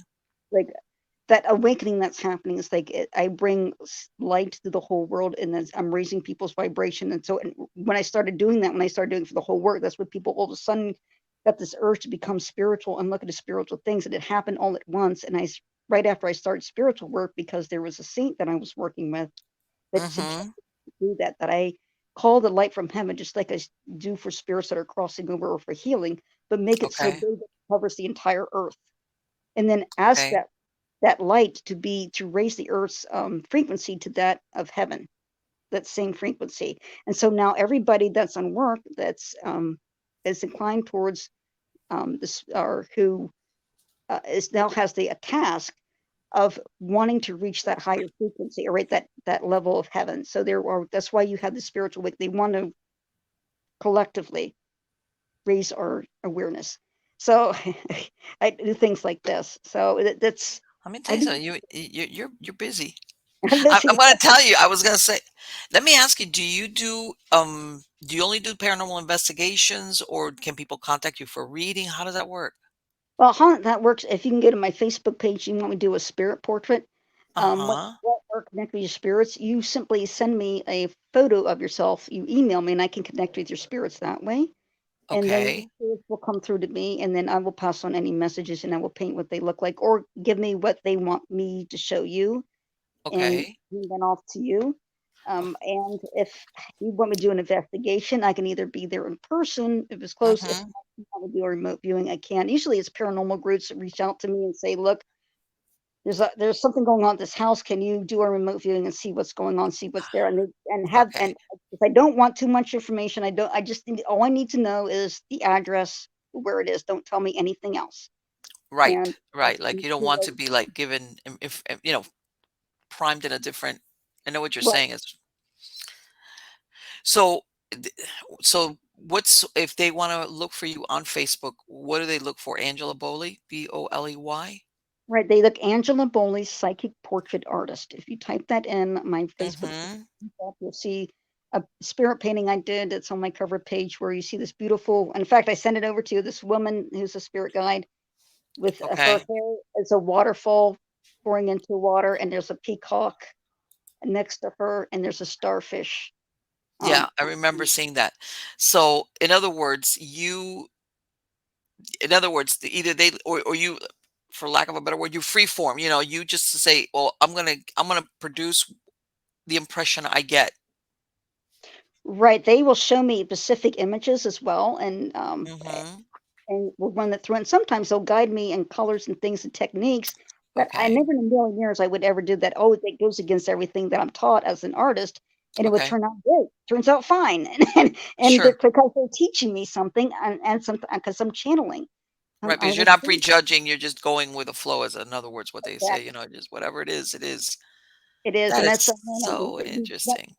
don't judge anything or try to force anything that comes through. Just Mhm. no matter how Mhm. weird it is, just do it, Yeah, and it comes through. right, exactly, because if you try to filter it, chances are, you're missing something. It's like, okay, whatever. It might look to me like, what is this? But to that person, it'll make sense to them, I Yeah. imagine. Oh my gosh, it's just amazing. I know that when I'll be doing also personal readings and things in person at different Mhm. events. When I'm doing Hidden Marietta May 9th, and I will be there doing readings and things like that. Like, oh, one Well, of these readings that like, I remember I did a portrait, and I get the impressions, and I say the impressions when I'm getting this man sitting next to me, and I'm saying, he said that this man is showing me an old car. He's also showing me tear down. He's saying that you need to do more tear down on the engine so you can learn more about your car's engines and things like that. And he says, yeah, that's my dad. That's exactly what he was saying. So I finished with the portrait, and I said, he keeps seeing me this older car, and he raised his sleeve on his shirt, and I just saw the car. He had the car tattooed under his arm. And when I showed him the portrait, when he says, that's my dad. That is my dad. I don't know what his dad looks like. I don't have any clue. right, yeah, but what are the And he chances said, you're gonna come up with that description, which is so, like, has these details and his that exact image is his s image, his portrait of exactly what his dad looked like. when, on Facebook, do you also post any events that you're gonna be at? Yes, I do. So I done the Hidden Marietta one. There's information on that I posted on there.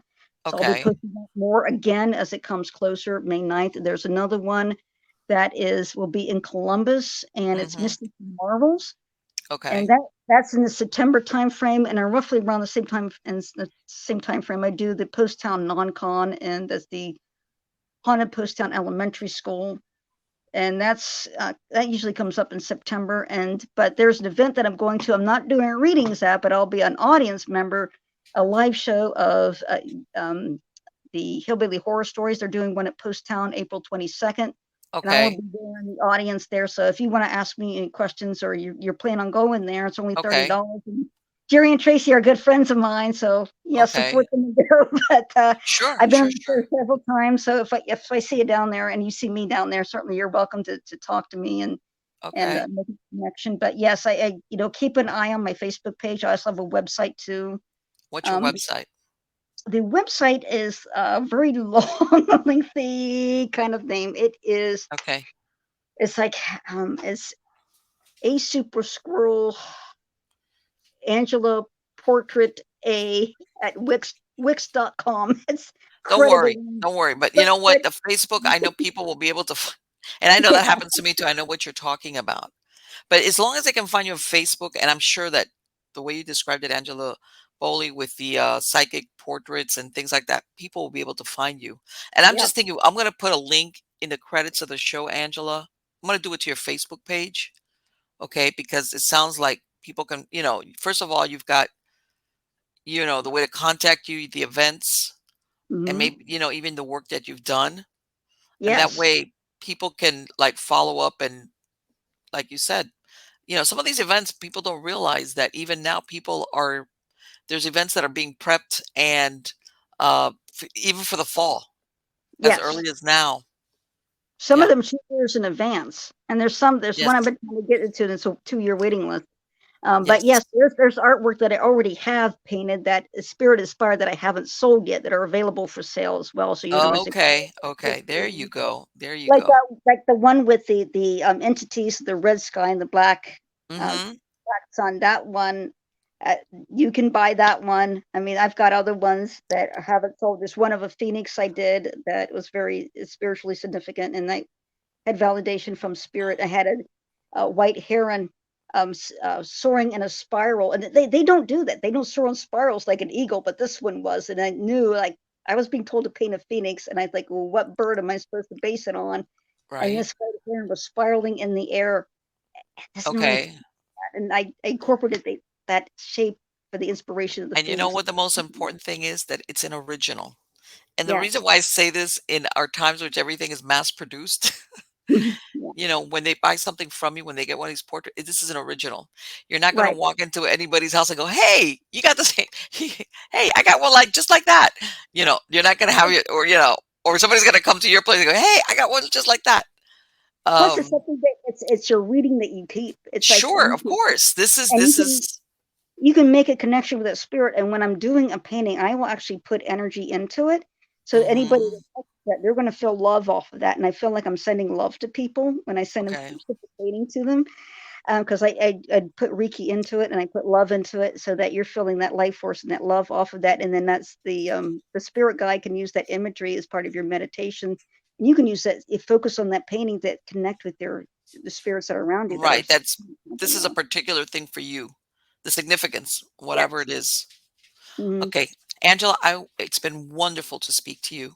I hope you come back because we got to talk some more. And Absolutely.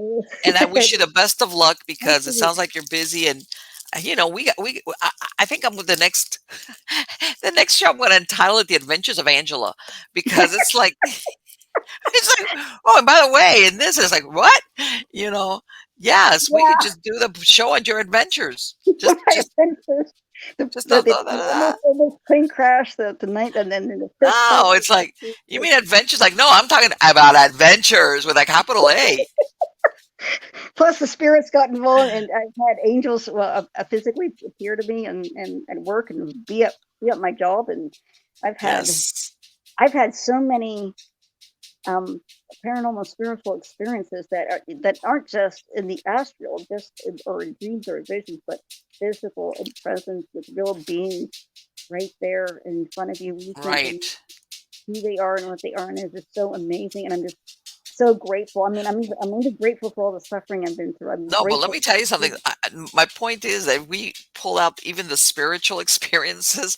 We could just do it on your adventures, like your Yes. like let's put the spiritual stuff there on this side. But like I said, but Oh anyway, yeah, yeah. I you got to know, tell you one. You're not going to believe this one. Just to leave you with this: the way that okay, each of us have the ability to kind of control our around our surroundings. And when you say that there's attention and thought and things, when I okay. was in my 20s and I was going to Cincinnati Art Academy, I would always park on the street and I would park on these narrow streets and I would always have to parallel park.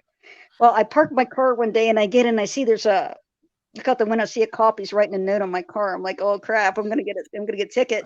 Uh-huh. So I go out there and hear what he was writing a note about. He says, I'm not ticketing you, but how did you get your car in here? Because measure the length of your car and the space in between the cars.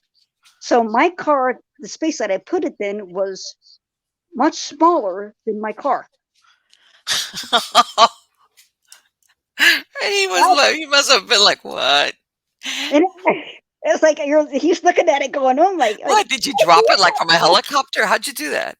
it's like exactly. And it's like I had been doing it. I'm in parallel parking. Like when I remember that day when I parked, I'm like, I'm just gonna fit my car right here. I don't care. I'm gonna make it fit. And then I Mhm. and the space that I had parked my car in was about it was about a third of a it was about 30% smaller than my actual car.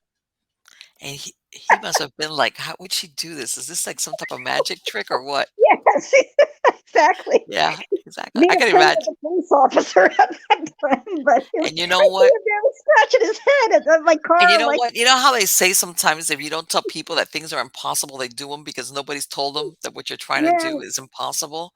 And that almost sounds like what happened with you in the parking space is like, "I gotta park here. I'm gonna park here somehow. I don't know how. And I'm gonna bend the space here. I wanna push these cars inward with my mind, and I'm gonna yes, fit it in there, and then they're gonna go back to their regular size." And along comes this police officer who's like, wait a minute." That's a great story. That's a great story. Like, I say that for everybody because I mean, if because you could do that. I mean, imagine you could do that. I mean, don't ever. This reality is not what you think it is. of It's course it's not not. limited. No, It's we're not just limited. finding out. Sometimes we go only by what we see with our eyes, and there's so much more to it. Yeah, we all can have an impact. I mean, we don't ever think you're too small or too insignificant. Of course not. Or just because you maybe have a mafia town like I did in Cincinnati, or Well, you you know what? have, It's again, it's a question of perception, and yeah, we just get too distracted by daily life sometimes, and we miss that part. yeah, exactly. And we got to tune into that. Of I mean, course, I think that the whole thing is defeating all of that's happening to prevent as much as we can that war that's coming, the starvation, the I AI, know. the oppression, all of this. If we would just all realize and just take that time to disengage from this Sure, artificial that's Yeah, around us, engage with the yeah, spirit, engage with our own minds and what we can do as yeah. human beings and just connect with each You other know what? and And unfortunately, it's sold to us as a convenience. This is so mm, convenient, and I hate to say it. We all fall into that, the convenience thing, you know? yeah, and And but we've got to connect because we are all capable of that same deep connection sure, psychically. we're social animals. I think that our well-being on spiritual, mental, emotional level, we are social beings. I mean, even introverts, how's that? Even introverts need to socialize. Right, exactly. We all can connect telepathically with each other. We can all be Mhm. there's been experiments on this. It's been successful. I mean, Yes. we don't Yes. need this. We don't need this technology. We can do Sure. exactly the same thing without it, just using our minds. And Well, they've proven it. If you want to drive a human being mad, put them in solitary confinement. exactly. That drives most humans. Sooner or later, it drives them crazy. Anyway, Angela, thank you so much. It has been absolutely wonderful, and we're going to be talking soon. Okay. Okay, absolutely. Take care. You too. Thanks. Bye bye. Bye bye. Yeah, I'm not kidding. She, I was like, wait, what else are you going to tell me? And I was like, holy crap. We could write a book just about your adventures. Forget the spiritual stuff. We'll just talk about your stuff that happens to you. Wow. And let me tell you, that's when she was talking about what happened to her as a kid. That's got to be really, really hard. Really, really hard. And I want to say this thing of around the time she was 5, a lot of things were happening to this kid, and not a lot of people would have survived that. How's that? So, and this is one of the things that you often hear about children that are not just psychic, they're mediums. In other words, that they have the ability to see or communicate with people that are passed on, that they that inability that they have because they're children, to basically set up boundaries, that's very, very hard on them because they get bum rushed by, let's forget the demonic stuff, just the dead people, because everybody has a story to tell. Everybody wants something or a question that they have. Or like that guy, like, you're gonna see me in my death state. I was sucked into machinery and I was basically skinned. And you're gonna see me the way I looked. Hello? Now, I mean, that's the stuff of horror films. And I think that that's one of the excuse me, one of the most difficult things about people that have mediumistic abilities since a young age is coping with what they see and not having like she said, there's no place that you're going to go. Wherever you go, there they are, uh until either you learn or somebody helps you learn how to put up borders or boundaries and to push them away. um 'Cause how can I say it? It's not here we're talking human spirits. Not that they're evil. They're not evil. It's that they might be trapped, confused, not know they're dead, afraid, have a question. Hey, I got to tell you, this is what happened to me. Or like that guy that, that guilt, why didn't I do this? Why didn't I do that? Or this happened to me because I was stupid. And people don't let themselves off the hook and they get caught on that thing. And sometimes maybe all they need is somebody to tell them, hey, you know what? So you made a mistake. You think, man, was that simple? You mean somebody hangs out or gets caught on this side of the going because of that? Yeah, human beings sometimes are simple but complex at the same time. And what to you might seem really easy or what's the word? Evident to somebody else, it's not.